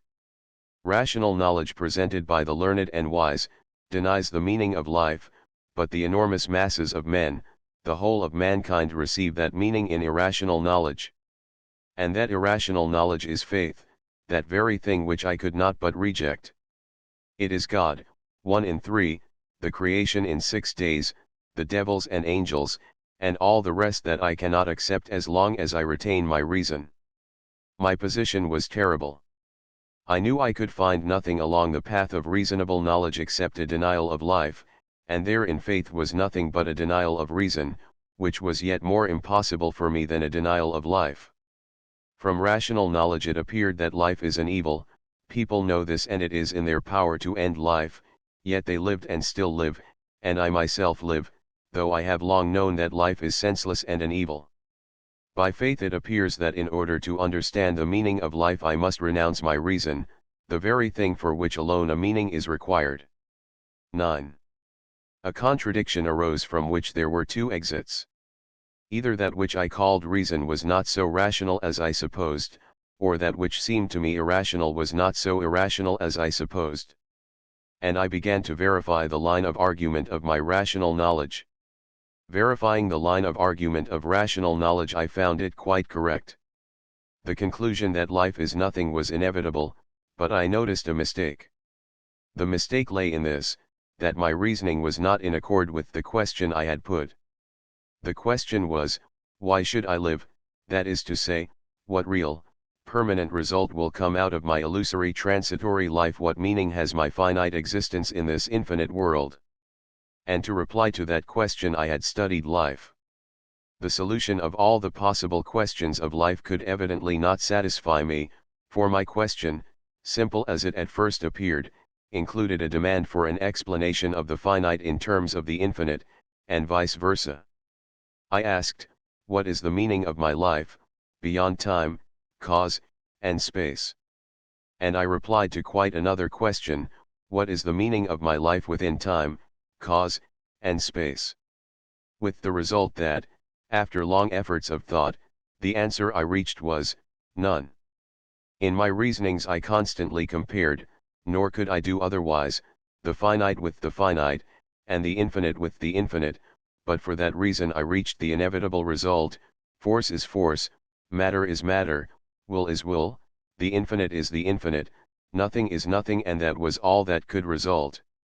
It was something like what happens in mathematics, when thinking to solve an equation, we find we are working on an identity. The line of reasoning is correct, but results in the answer that A equals A, or X equals X, or 0 equals 0. The same thing happened with my reasoning in relation to the question of the meaning of my life. The replies given by all science to that question only result in identity. And really, strictly scientific knowledge, that knowledge which begins, as Descartes did, with complete doubt about everything, rejects all knowledge admitted on faith and builds everything afresh on the laws of reason and experience, and cannot give any other reply to the question of life than that which I obtained, an indefinite reply. Only at first had it seemed to me that knowledge had given a positive reply, the reply of Schopenhauer, that life has no meaning and is an evil. But on examining the matter I understood that the reply is not positive, it was only my feeling that so expressed it. Strictly expressed, as it is by the Brahmins and by Solomon and Schopenhauer, the reply is merely indefinite, or an identity, 0 equals 0, life is nothing. So that philosophic knowledge denies nothing, but only replies that the question cannot be solved by it, that for it the solution remains indefinite. Having understood this, I understood that it was not possible to seek in rational knowledge for a reply to my question, and that the reply given by rational knowledge is a mere indication that a reply can only be obtained by a different statement of the question, and only when the relation of the finite to the infinite is included in the question. And I understood that, however irrational and distorted might be the replies given by faith, they have this advantage, that they introduce into every answer a relation between the finite and the infinite, without which there can be no solution. In whatever way I stated the question, that relation appeared in the answer. How am I to live, according to the law of God? What real result will come of my life, eternal torment or eternal bliss? What meaning has life that death does not destroy, union with the eternal God, heaven? So that besides rational knowledge, which had seemed to me the only knowledge, I was inevitably brought to acknowledge that all live humanity has another irrational knowledge, faith, which makes it possible to live. Faith still remained to me as irrational as it was before, but I could not but admit that it alone gives mankind a reply to the questions of life, and that consequently it makes life possible. Reasonable knowledge had brought me to acknowledge that life is senseless, my life had come to a halt, and I wished to destroy myself. Looking around on the whole of mankind, I saw that people live and declare that they know the meaning of life. I looked at myself. I had lived as long as I knew a meaning of life and had made life possible. Looking again at people of other lands, at my contemporaries and at their predecessors, I saw the same thing. Where there is life, there since man began faith has made life possible for him, and the chief outline of that faith is everywhere and always identical. Whatever the faith may be, and whatever answers it may give, and to whomsoever it gives them, every such answer gives to the finite existence of man an infinite meaning, a meaning not destroyed by sufferings, deprivations, or death. This means that only in faith can we find for life a meaning and a possibility. What, then, is this faith? And I understood that faith is not merely the evidence of things not seen, etc., and is not a revelation, that defines only one of the indications of faith, is not the relation of man to God. One has first to define faith and then God, and not define faith through God. It is not only agreement with what has been told one, as faith is most usually supposed to be, but faith is a knowledge of the meaning of human life, in consequence of which man does not destroy himself but lives. Faith is the strength of life. If a man lives, he believes in something. If he did not believe that one must live for something, he would not live. If he does not see and recognize the illusory nature of the finite, he believes in the finite. If he understands the illusory nature of the finite, he must believe in the infinite. Without faith he cannot live. And I recalled the whole course of my mental labor and was horrified. It was now clear to me that for man to be able to live he must either not see the infinite, or have such an explanation of the meaning of life as will connect the finite with the infinite. Such an explanation I had, but as long as I believed in the finite I did not need the explanation, and I began to verify it by reason. And in the light of reason the whole of my former explanation flew to atoms. But a time came when I ceased to believe in the finite. And then I began to build up on rational foundations, out of what I knew, an explanation which would give a meaning to life, but nothing could I build. Together with the best human intellects I reached the result that 0 equals 0, and was much astonished at that conclusion, though nothing else could have resulted. What was I doing when I sought an answer in the experimental sciences? I wished to know why I live, and for this purpose studied all that is outside me. Evidently I might learn much, but nothing of what I needed.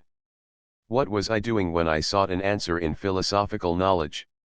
I was studying the thoughts of those who had found themselves in the same position as I, lacking a reply to the question, why do I live? Evidently I could learn nothing but what I knew myself, namely that nothing can be known. What am I? A part of the infinite. In those few words lies the whole problem. Is it possible that humanity has only put that question to itself since yesterday? And can no one before me have set himself that question, a question so simple, and one that springs to the tongue of every wise child? Surely that question has been asked since man began, and naturally for the solution of that question since man began it has been equally insufficient to compare the finite with the finite and the infinite with the infinite, and since man began the relation of the finite to the infinite has been sought out and expressed. All these conceptions in which the finite has been adjusted to the infinite and a meaning found for life, the conception of God, of will, of goodness, we submit to logical examination. And all those conceptions fail to stand reason's criticism. Were it not so terrible, it would be ludicrous with what pride and self-satisfaction we, like children, pull the watch to pieces, take out the spring, make a toy of it, and are then surprised that the watch does not go. A solution of the contradiction between the finite and the infinite, and such a reply to the question of life as will make it possible to live, is necessary and precious. And that is the only solution which we find everywhere, always, and among all peoples, a solution descending from times in which we lose sight of the life of man, a solution so difficult that we can compose nothing like it, and this solution we light-heartedly destroy in order again to set the same question, which is natural to everyone and to which we have no answer. The conception of an infinite God, the divinity of the soul, the connection of human affairs with God, the unity and existence of the soul, man's conception of moral goodness and evil are conceptions formulated in the hidden infinity of human thought. They are those conceptions without which neither life nor I should exist, yet rejecting all that labor of the whole of humanity, I wished to remake it afresh myself and in my own manner. I did not then think like that, but the germs of these thoughts were already in me. I understood, in the first place, that my position with Schopenhauer and Solomon, notwithstanding our wisdom, was stupid. We see that life is an evil and yet continue to live. That is evidently stupid, for if life is senseless and I am so fond of what is reasonable, it should be destroyed, and then there would be no one to challenge it. Secondly, I understood that all one's reasonings turned in a vicious circle like a wheel out of gear with its pinion.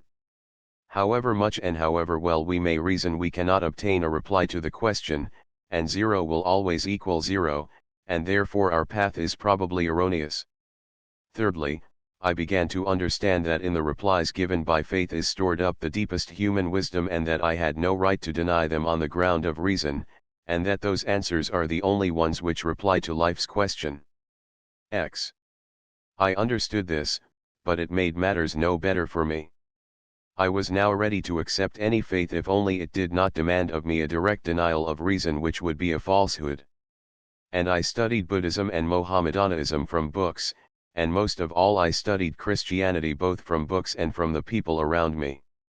Naturally I first of all turned to the orthodox of my circle, to people who were learned, to church theologians, monks, to theologians of the newest shade, and even to evangelicals who profess salvation by belief in the redemption.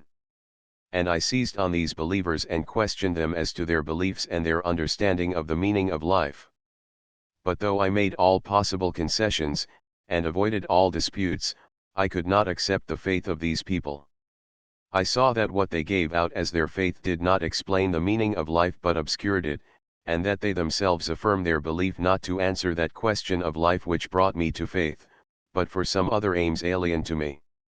I remember the painful feeling of fear of being thrown back into my former state of despair, after the hope I often and often experienced in my intercourse with these people.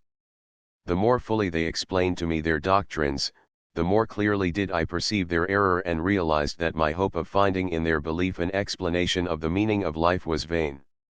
It was not that in their doctrines they mixed many unnecessary and unreasonable things with the Christian truths that had always been near to me, that was not what repelled me. I was repelled by the fact that these people's lives were like my own, with only this difference that such a life did not correspond to the principles they expounded in their teachings. I clearly felt that they deceived themselves and that they, like myself, found no other meaning in life than to live while life lasts, taking all one's hands can seize. I saw this because if they had had a meaning which destroyed the fear of loss, suffering, and death, they would not have feared these things. But they, these believers of our circle, just like myself, living in sufficiency and superfluity, tried to increase or preserve them, feared privations, suffering, and death, and just like myself and all of us unbelievers, lived to satisfy their desires, and lived just as badly, if not worse, than the unbelievers. No arguments could convince me of the truth of their faith. Only deeds which showed that they saw a meaning in life, making what was so dreadful to me, poverty, sickness, and death, not dreadful to them, could convince me. And such deeds I did not see among the various believers in our circle. On the contrary, I saw such deeds done by people of our circle who were the most unbelieving, but never by our so-called believers. And I understood that the belief of these people was not the faith I sought, and that their faith is not a real faith but an Epicurean consolation in life. I understood that that faith may perhaps serve, if not for a consolation, at least for some distraction for a repentant Solomon on his deathbed, but it cannot serve for the great majority of mankind, who are called on not to amuse themselves while consuming the labor of others but to create life. For all humanity to be able to live, and continue to live attributing a meaning to life, they, those milliards, must have a different, a real, knowledge of faith. Indeed, it was not the fact that we, with Solomon and Schopenhauer, did not kill ourselves that convinced me of the existence of faith, but the fact that those milliards of people have lived and are living, and have borne Solomon and us on the current of their lives. And I began to draw near to the believers among the poor, simple, unlettered folk, pilgrims, monks, sectarians, and peasants. The faith of these common people was the same Christian faith as was professed by the pseudo-believers of our circle.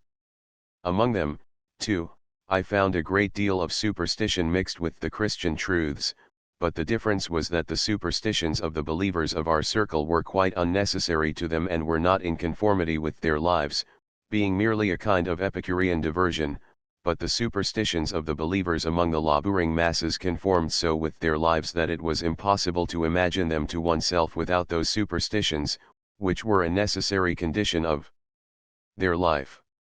The whole life of believers in our circle was a contradiction of their faith, but the whole life of the working folk believers was a confirmation of the meaning of life which their faith gave them. And I began to look well into the life and faith of these people, and the more I considered it the more I became convinced that they have a real faith which is a necessity to them and alone gives their life a meaning and makes it possible for them to live. In contrast with what I had seen in our circle, where life without faith is possible and where hardly 1 in 1,000 acknowledges himself to be a believer, among them there is hardly one unbeliever in 1,000. In contrast with what I had seen in our circle, where the whole of life is passed in idleness, amusement, and dissatisfaction, I saw that the whole life of these people was passed in heavy labor, and that they were content with life.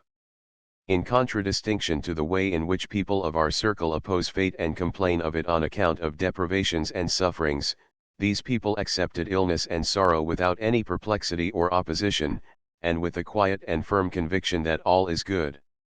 In contradistinction to us, who the wiser we are the less we understand the meaning of life, and see some evil irony in the fact that we suffer and die, these folk live and suffer, and they approach death and suffering with tranquility and in most cases gladly. In contrast to the fact that a tranquil death, a death without horror and despair, is a very rare exception in our circle, a troubled, rebellious, and unhappy death is the rarest exception among the people. And such people, lacking all that for us and for Solomon is the only good of life and yet experiencing the greatest happiness, are a great multitude. I looked more widely around me. I considered the life of the enormous mass of the people in the past and the present. And of such people, understanding the meaning of life and able to live and to die, I saw not 2 or 3, or tens, but hundreds, thousands, and millions. And they all endlessly different in their manners, minds, education, and position, as they were all alike, in complete contrast to my ignorance, knew the meaning of life and death, labored quietly, endured deprivations and sufferings, and lived and died seeing therein not vanity but good. And I learned to love these people. The more I came to know their life, the life of those who are living and of others who are dead of whom I read and heard, the more I loved them and the easier it became for me to live. So I went on for about 2 years, and a change took place in me which had long been preparing and the promise of which had always been in me. It came about that the life of our circle, the rich and learned, not merely became distasteful to me, but lost all meaning in my eyes. All our actions, discussions, science, and art, presented itself to me in a new light.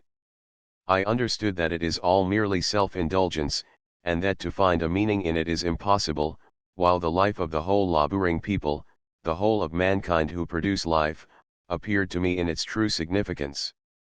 I understood that that is life itself, and that the meaning given to that life is true, and I accepted it. 11. And remembering how those very beliefs had repelled me and had seemed meaningless when professed by people whose lives conflicted with them, and how these same beliefs attracted me and seemed reasonable when I saw that people lived in accord with them, I understood why I had then rejected those beliefs and found them meaningless, yet now accepted them and found them full of meaning. I understood that I had erred, and why I erred. I had erred not so much because I thought incorrectly as because I lived badly. I understood that it was not an error in my thought that had hid truth from me as much as my life itself in the exceptional conditions of Epicurean gratification of desires in which I passed it. I understood that my question as to what my life is, and the answer, an evil, was quite correct. The only mistake was that the answer referred only to my life, while I had referred it to life in general. I asked myself what my life is, and got the reply, an evil and an absurdity. And really my life, a life of indulgence of desires, was senseless and evil, and therefore the reply, life is evil and an absurdity, referred only to my life, but not to human life in general. I understood the truth which I afterwards found in the Gospels, that men loved darkness rather than the light, for their works were evil. For everyone that doth ill hateth the light, and cometh not to the light, lest his works should be reproved. I perceived that to understand the meaning of life it is necessary first that life should not be meaningless and evil, then we can apply reason to explain it. I understood why I had so long wandered round so evident a truth, and that if one is to think and speak of the life of mankind, one must think and speak of that life and not of the life of some of life's parasites. That truth was always as true as that 2 and 2 are 4, but I had not acknowledged it, because on admitting 2 and 2 to be 4 I had also to admit that I was bad, and to feel myself to be good was for me more important and necessary than for 2 and 2 to be 4. I came to love good people, hated myself, and confessed the truth. Now all became clear to me. What if an executioner passing his whole life in torturing people and cutting off their heads, or a hopeless drunkard, or a madman settled for life in a dark room which he has fouled and imagines that he would perish if he left? What if he asked himself, what is life? Evidently he could get no other reply to that question than that life is the greatest evil, and the madman's answer would be perfectly correct, but only as applied to himself. What if I am such a madman? What if all we rich and leisured people are such madmen? And I understood that we really are such madmen. I at any rate was certainly such.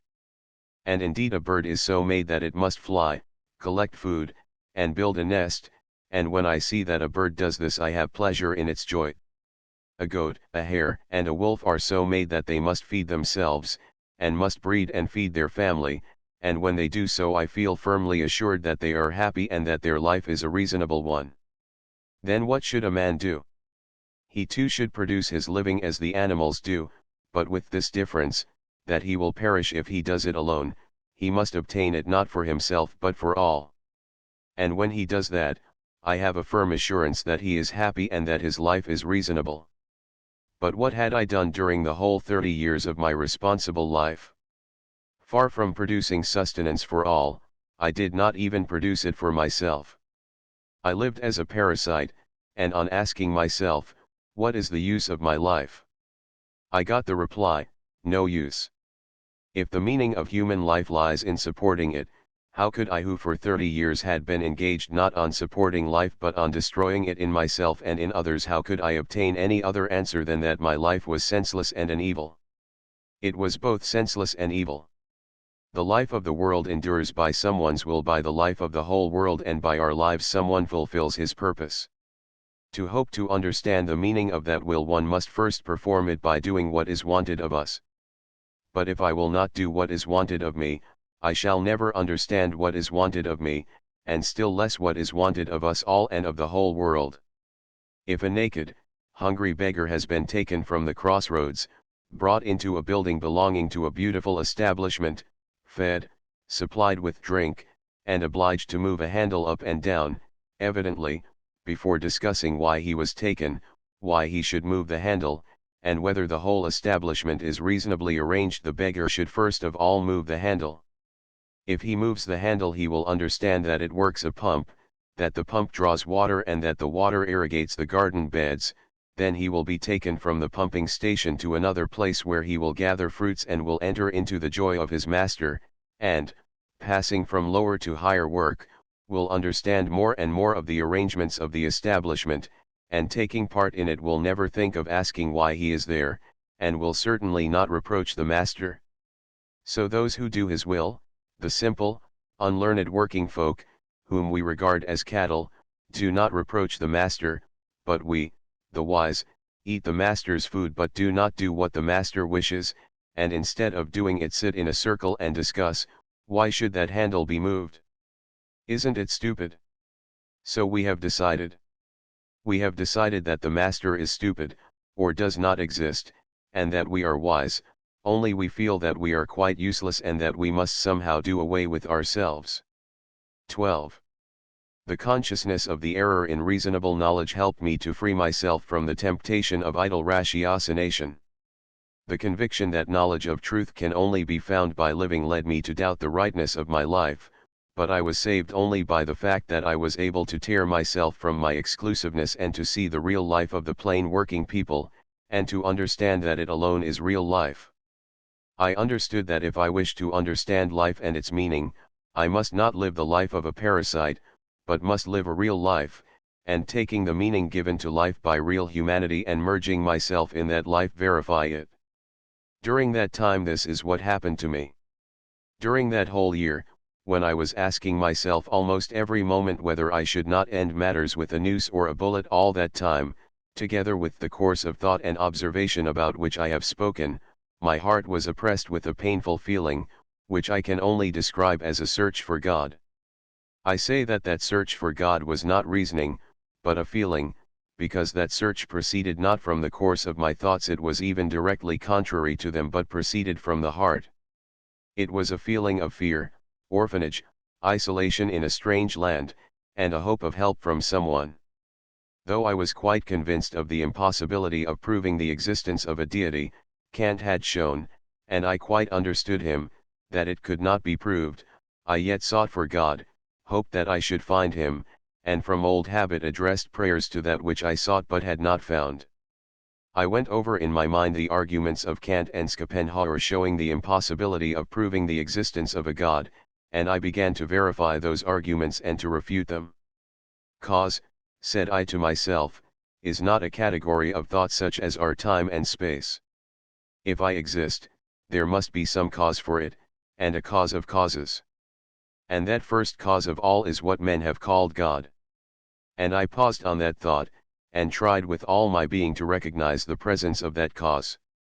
And as soon as I acknowledged that there is a force in whose power I am, I at once felt that I could live. But I asked myself, what is that cause, that force? How am I to think of it? What are my relations to that which I call God? And only the familiar replies occurred to me, He is the Creator and Preserver. This reply did not satisfy me, and I felt I was losing within me what I needed for my life.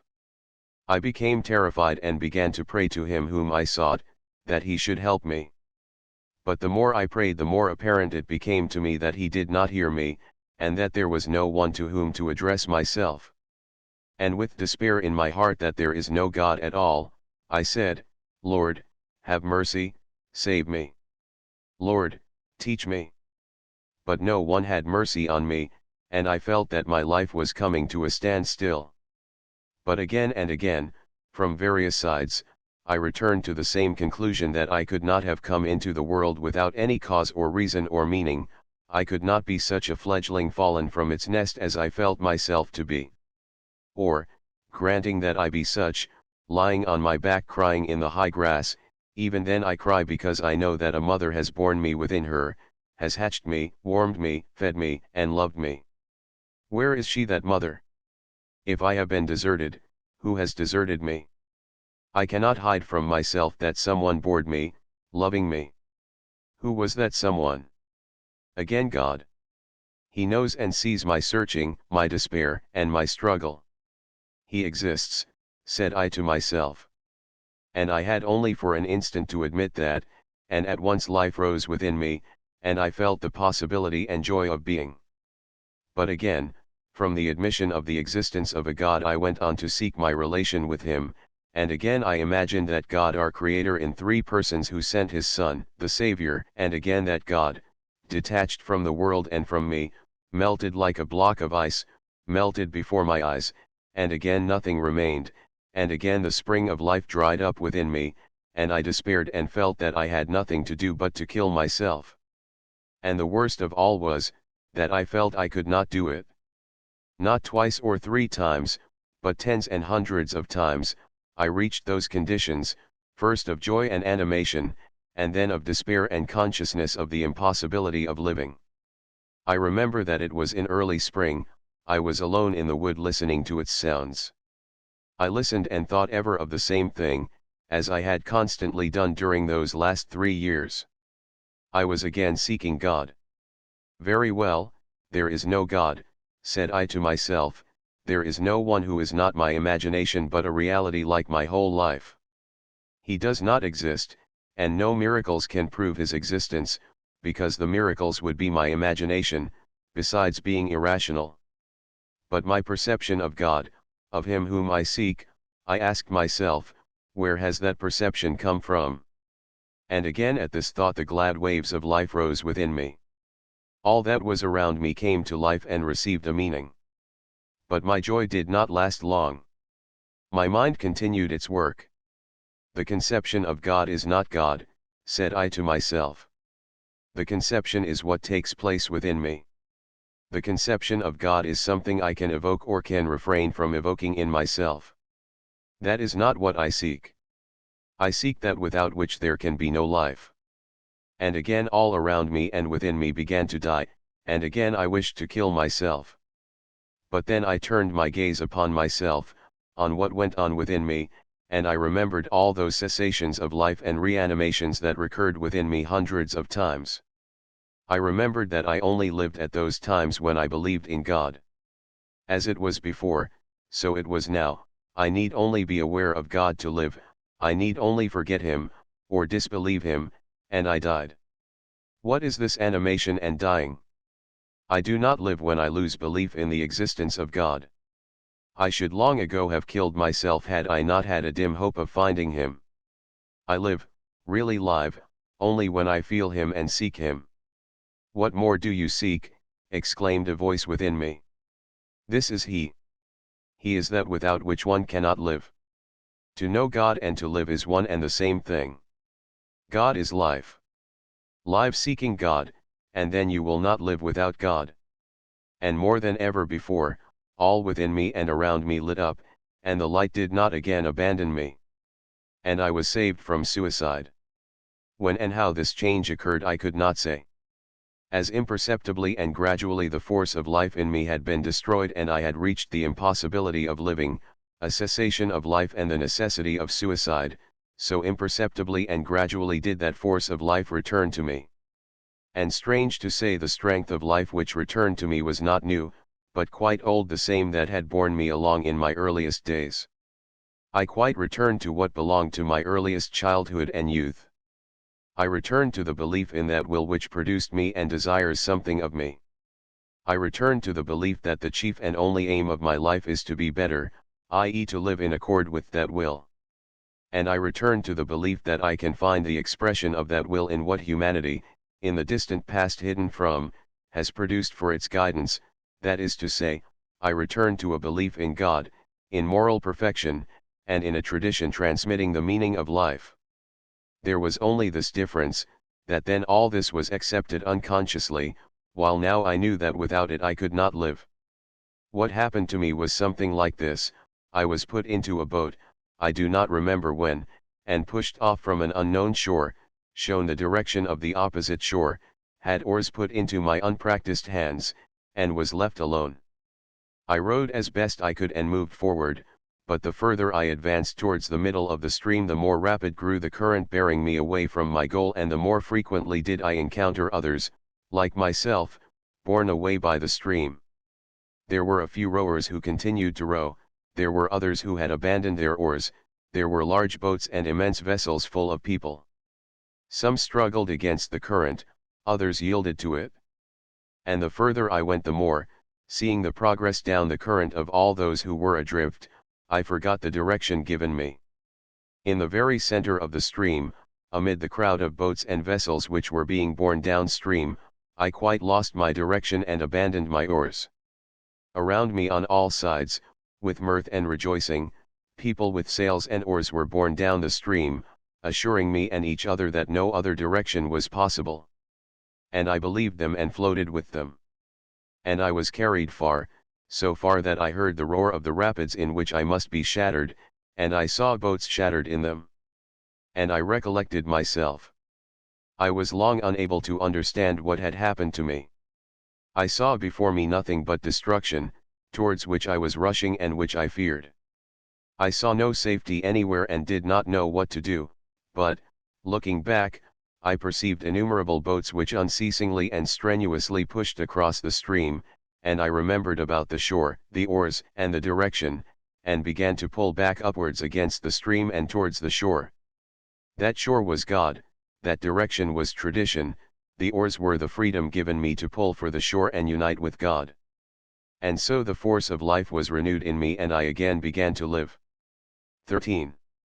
I turned from the life of our circle, acknowledging that ours is not life but a simulation of life, that the conditions of superfluity in which we live deprive us of the possibility of understanding life, and that in order to understand life I must understand not an exceptional life such as ours who are parasites on life, but the life of the simple laboring folk, those who make life and the meaning which they attribute to it.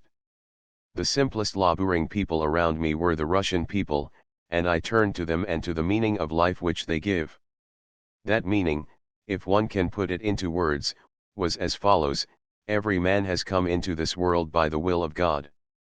And God has so made man that every man can destroy his soul or save it.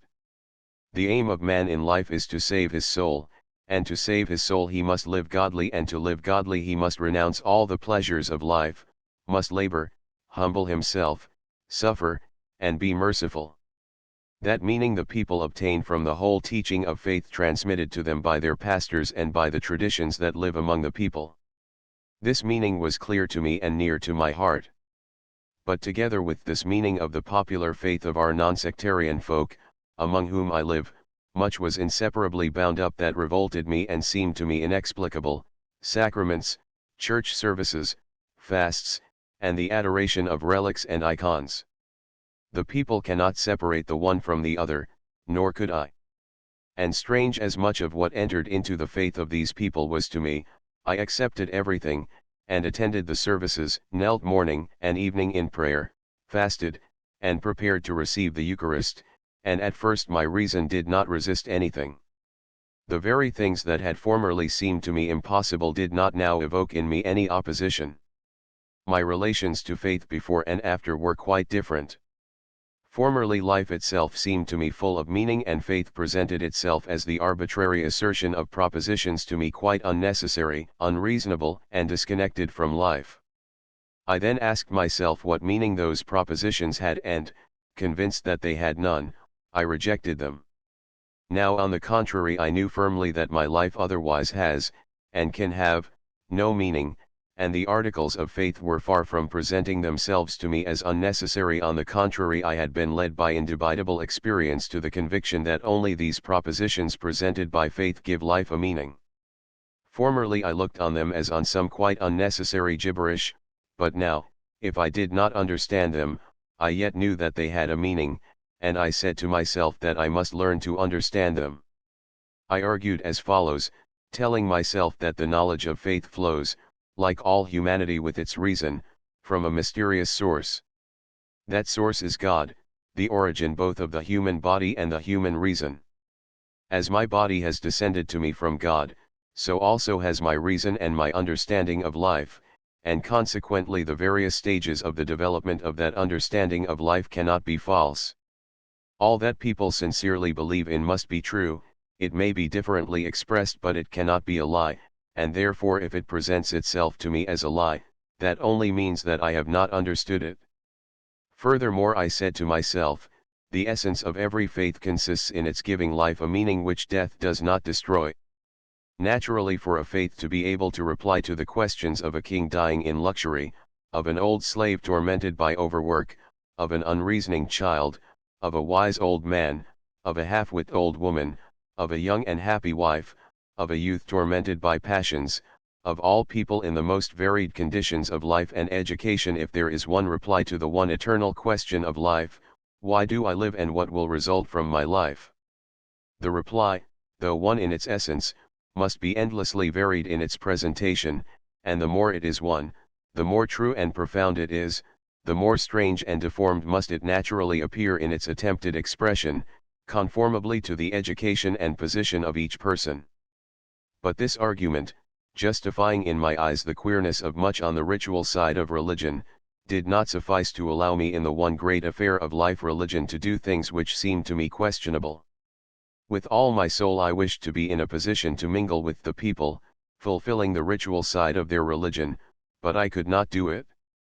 I felt that I should lie to myself and mock at what was sacred to me, were I to do so. At this point, however, our new Russian theological writers came to my rescue. According to the explanation these theologians gave, the fundamental dogma of our faith is the infallibility of the Church. From the admission of that dogma follows inevitably the truth of all that is professed by the Church. The Church as an assembly of true believers united by love and therefore possessed of true knowledge became the basis of my belief. I told myself that divine truth cannot be accessible to a separate individual, it is revealed only to the whole assembly of people united by love. To attain truth one must not separate, and in order not to separate one must love and must endure things one may not agree with. Truth reveals itself to love, and if you do not submit to the rights of the Church you transgress against love, and by transgressing against love you deprive yourself of the possibility of recognizing the truth. I did not then see the sophistry contained in this argument. I did not see that union in love may give the greatest love, but certainly cannot give us divine truth expressed in the definite words of the Nicene Creed.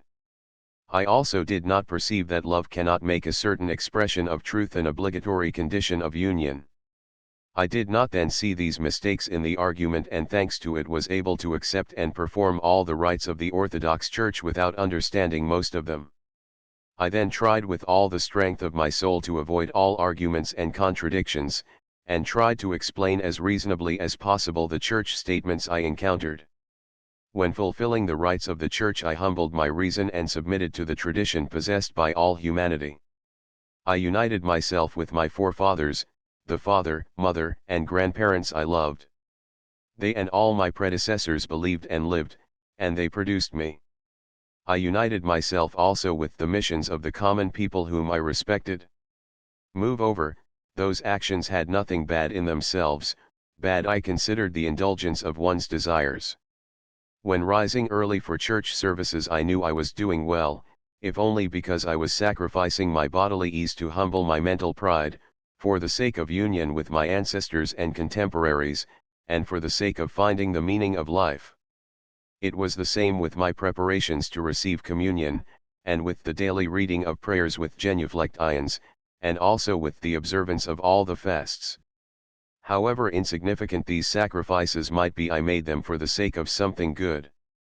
I fasted, prepared for communion, and observed the fixed hours of prayer at home and in church. During church service I attended to every word, and gave them a meaning whenever I could. In the Mass the most important words for me were, "Let us love one another in conformity." The further words, "In unity we believe in the Father, the Son, and Holy Ghost," I passed by, because I could not understand them. 14. It was then so necessary for me to believe in order to live that I unconsciously concealed from myself the contradictions and obscurities of theology. But this reading of meanings into the rites had its limits. If the chief words in the prayer for the emperor became more and more clear to me, if I found some explanation for the words and remembering our sovereign most holy Mother of God and all the saints, ourselves and one another, we give our whole life to Christ our God, if I explained to myself the frequent repetition of prayers for the Tsar and his relations by the fact that they are more exposed to temptations than other people and therefore are more in need of being prayed for the prayers about subduing our enemies and evil under our feet, even if one tried to say that sin was the enemy prayed against, these and other prayers, such as the cherubic song and the whole sacrament of oblation, or the chosen warriors, etc. Quite 2/3 of all the services either remained completely incomprehensible or, when I forced an explanation into them, made me feel that I was lying, thereby quite destroying my relation to God and depriving me of all possibility of belief. I felt the same about the celebration of the chief holidays. To remember the Sabbath, that is to devote one day to God, was something I could understand.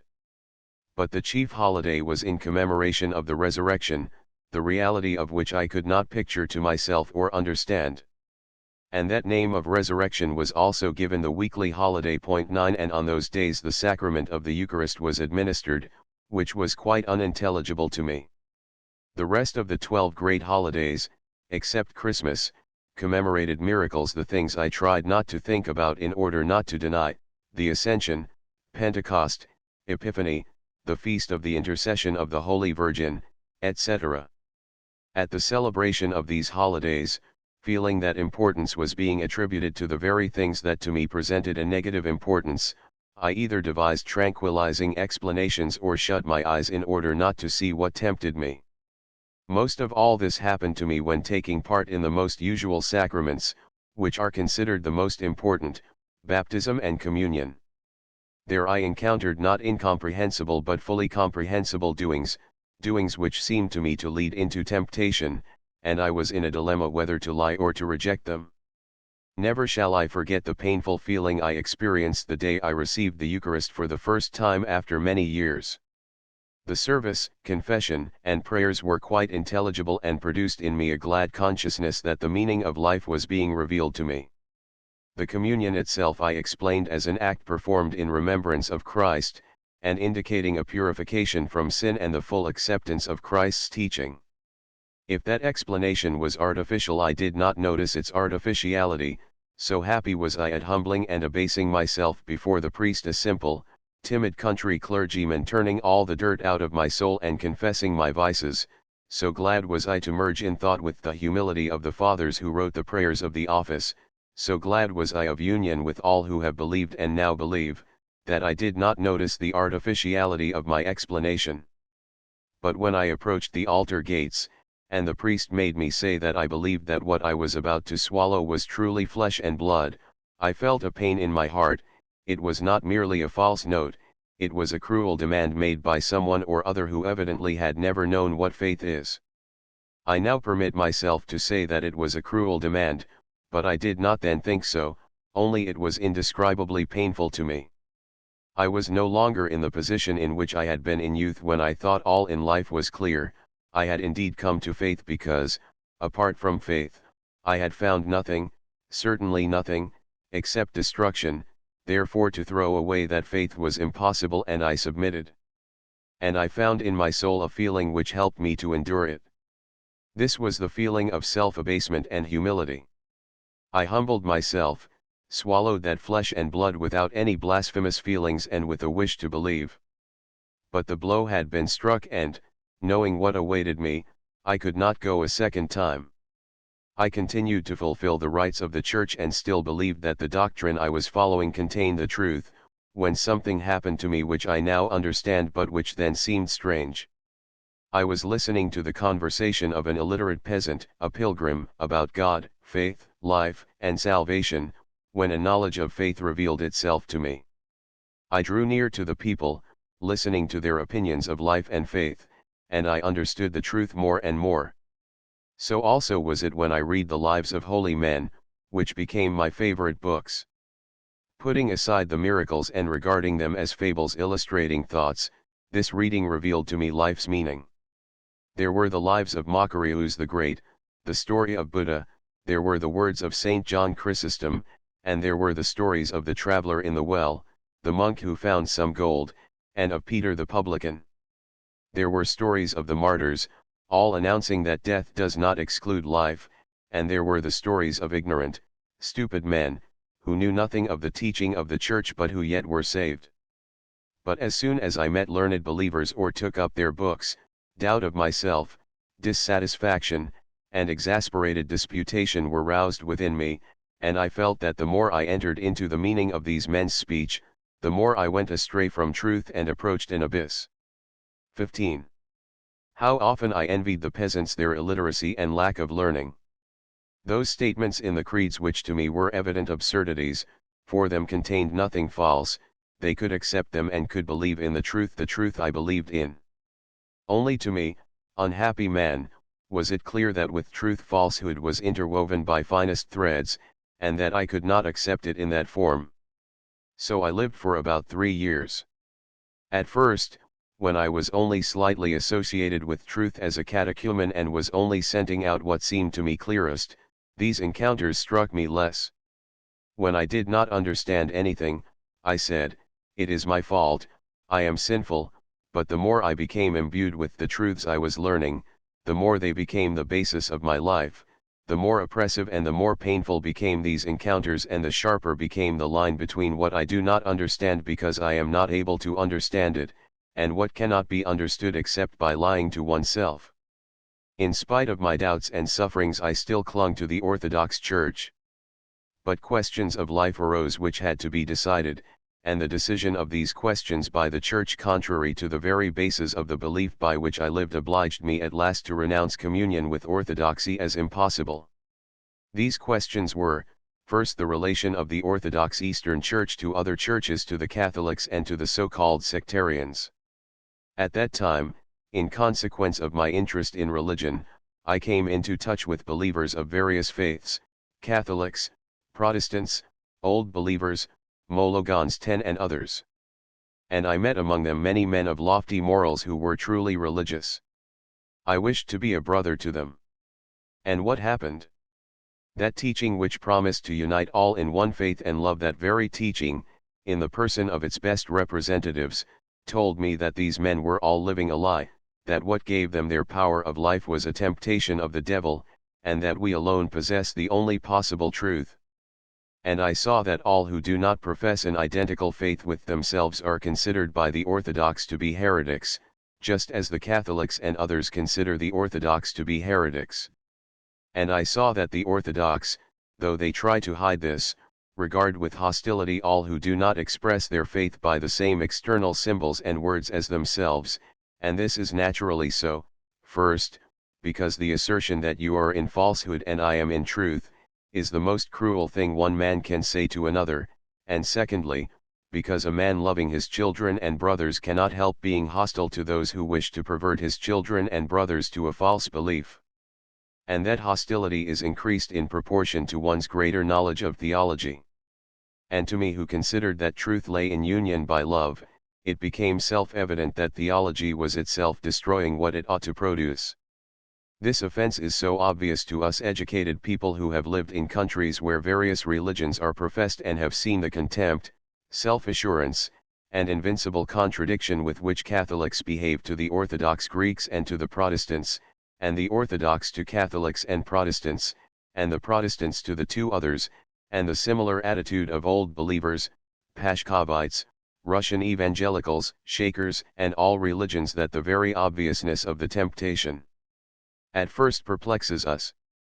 One says to oneself, it is impossible that it is so simple, and that people do not see that if two assertions are mutually contradictory, then neither of them has the sole truth which faith should possess.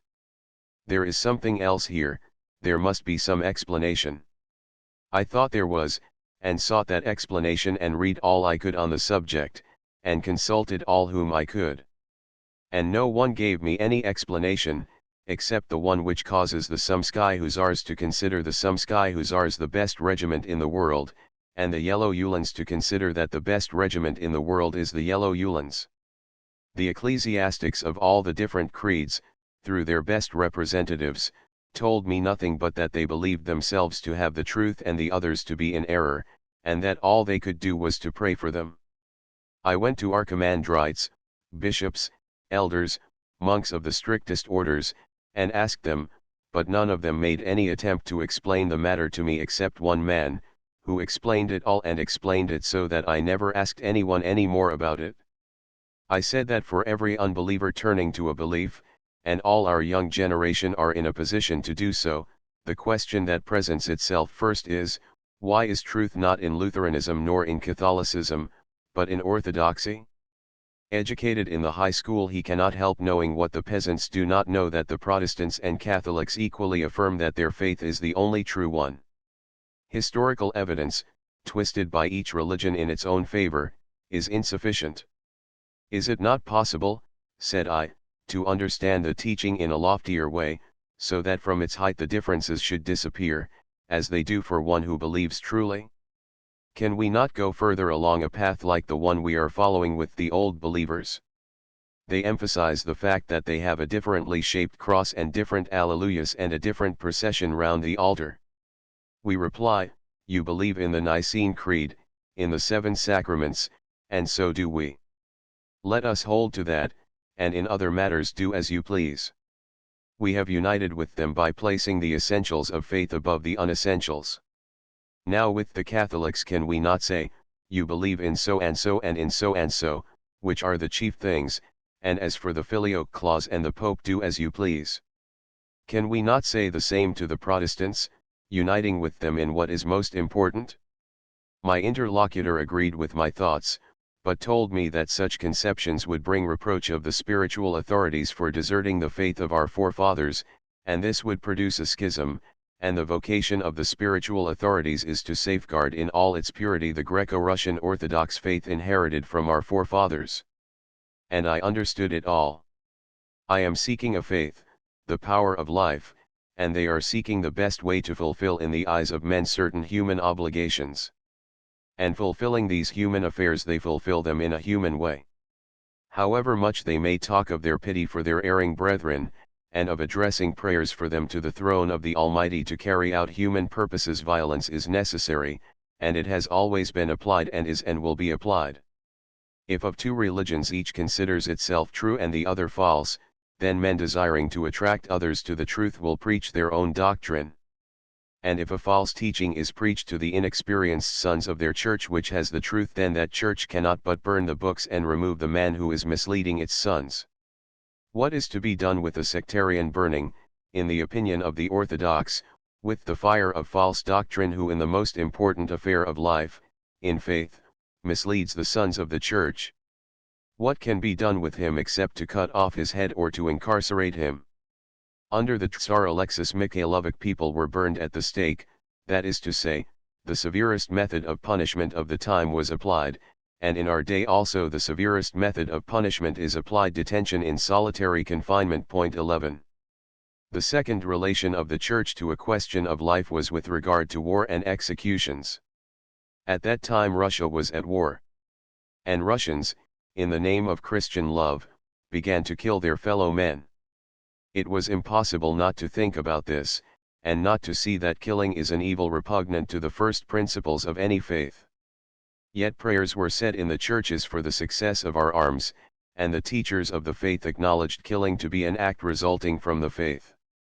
And besides the murders during the war, I saw, during the disturbances which followed the war, church dignitaries and teachers and monks of the lesser and stricter orders who approved the killing of helpless, erring youths.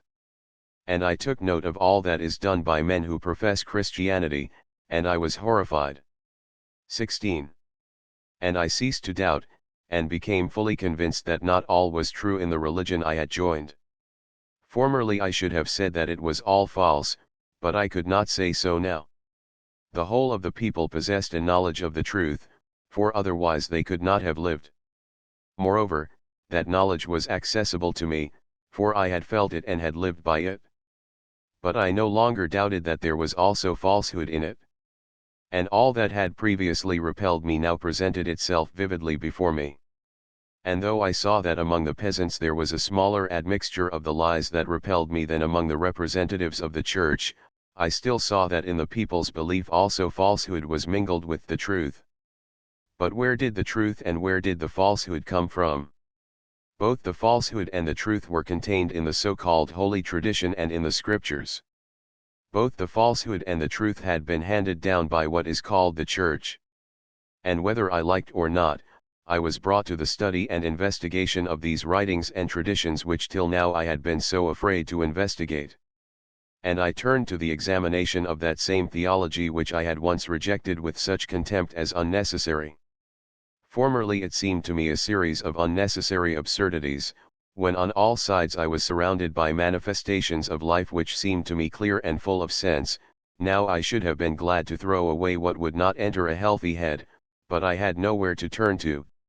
On this teaching religious doctrine rests, or at least with it the only knowledge of the meaning of life that I have found is inseparably connected. However wild it may seem to my firm old mind, it was the only hope of salvation. It had to be carefully, attentively examined in order to understand it, and not even to understand it as I understand the propositions of science. I do not seek that, nor can I seek it, knowing the special character of religious knowledge. I shall not seek the explanation of everything. I know that the explanation of everything, like the commencement of everything, must be concealed in infinity. But I wish to understand in a way which will bring me to what is inevitably inexplicable. I wish to recognize anything that is inexplicable as being so not because the demands of my reason are wrong, they are right, and apart from them I can understand nothing, but because I recognize the limits of my intellect. I wish to understand in such a way that everything that is inexplicable shall present itself to me as being necessarily inexplicable, and not as being something I am under an arbitrary obligation to believe. That there is truth in the teaching is to me indubitable, but it is also certain that there is falsehood in it, and I must find what is true and what is false, and must disentangle the one from the other. I am setting to work upon this task. What of falsehood I have found in the teaching and what I have found of truth, and to what conclusions I came, will form the following parts of this work, which if it be worth it and if anyone wants it, will probably some day be printed somewhere. 1879. Colophon. A Confession. Was published in 1882 by Leo Tolstoy. It was translated from Russian in 1921 by Aylmer Maude.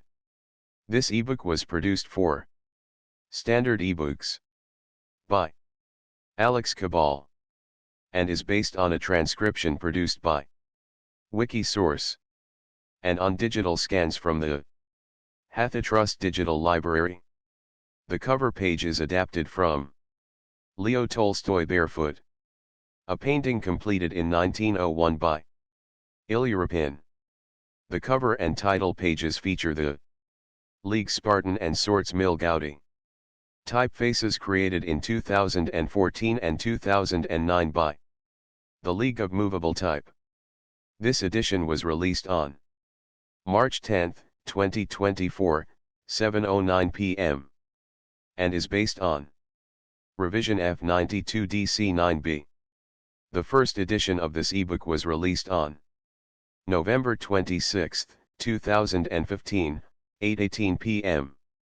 You can check for updates to this ebook, view its revision history, or download it for different e-reading systems at standardebooks.org/ebook/leo-tolstoy/a-confession/aylmer-maude. The volunteer-driven Standard eBooks project relies on readers like you to submit typos, corrections, and other improvements. Anyone can contribute at standardebooks.org. Endnotes. Nothing so forms a young man as an intimacy with a woman of good breeding. Right arrow curving left. Tolstoy makes a slip here, he was 27. Right arrow curving left. Russians generally make a distinction between Europeans and Russians. Right arrow curving left. To keep peace between peasants and owners.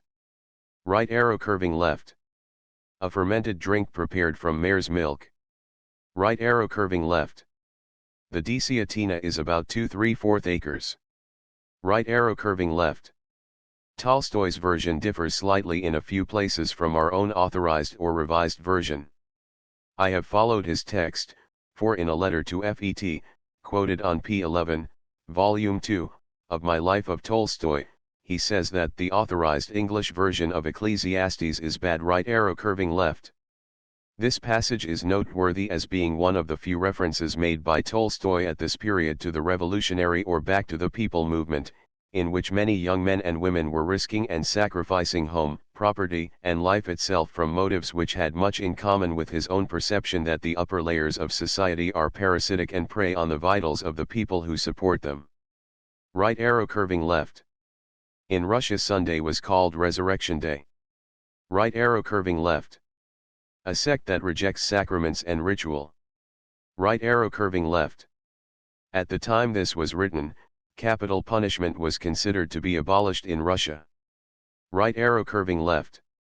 Imprint. This ebook is the product of many hours of hard work by volunteers for Standard eBooks, and builds on the hard work of other literature lovers made possible by the public domain. This particular ebook is based on a transcription from Wikisource and on digital scans from the Hathitrust Digital Library. The source text and artwork in this ebook are believed to be in the United States public domain, that is, they are believed to be free of copyright restrictions in the United States. They may still be copyrighted in other countries, so users located outside of the United States must check their local laws before using this ebook. The creators of, and contributors to, this ebook dedicate their contributions to the worldwide public domain via the terms in the CC 01.0 Universal Public Domain Dedication. For full license information, see the uncopyright at the end of this ebook. Standard eBooks is a volunteer-driven project that produces ebook editions of public domain literature using modern typography, technology, and editorial standards, and distributes them free of cost. You can download this and other ebooks carefully produced for true book lovers at standardebooks.org. A Confession. By Leo Tolstoy. Translated by Aylmer Maude. Uncopyright. May you do good and not evil. May you find forgiveness for yourself and forgive others. May you share freely, never taking more than you give. Copyright pages exist to tell you that you can't do something. Unlike them, this uncopyright page exists to tell you that the writing and artwork in this ebook are believed to be in the United States public domain, that is, they are believed to be free of copyright restrictions in the United States. The United States public domain represents our collective cultural heritage, and items in it are free for anyone in the United States to do almost anything at all with, without having to get permission. Copyright laws are different all over the world, and the source text or artwork in this ebook may still be copyrighted in other countries. If you're not located in the United States, you must check your local laws before using this ebook. Standard eBooks makes no representations regarding the copyright status of the source text or artwork in this ebook in any country other than the United States. Non-authorship activities performed on items that are in the public domain, so-called sweat of the brow work, don't create a new copyright. That means that nobody can claim a new copyright on an item that is in the public domain for, among other things, work like digitization, markup, or typography. Regardless, the contributors to this ebook release their contributions under the terms in the CC 01.0 Universal Public Domain Dedication, thus dedicating to the worldwide public domain all of the work they've done on this ebook, including but not limited to metadata, the title page, imprint, colophon, this uncopyright, and any changes or enhancements to, or markup on, the original text and artwork.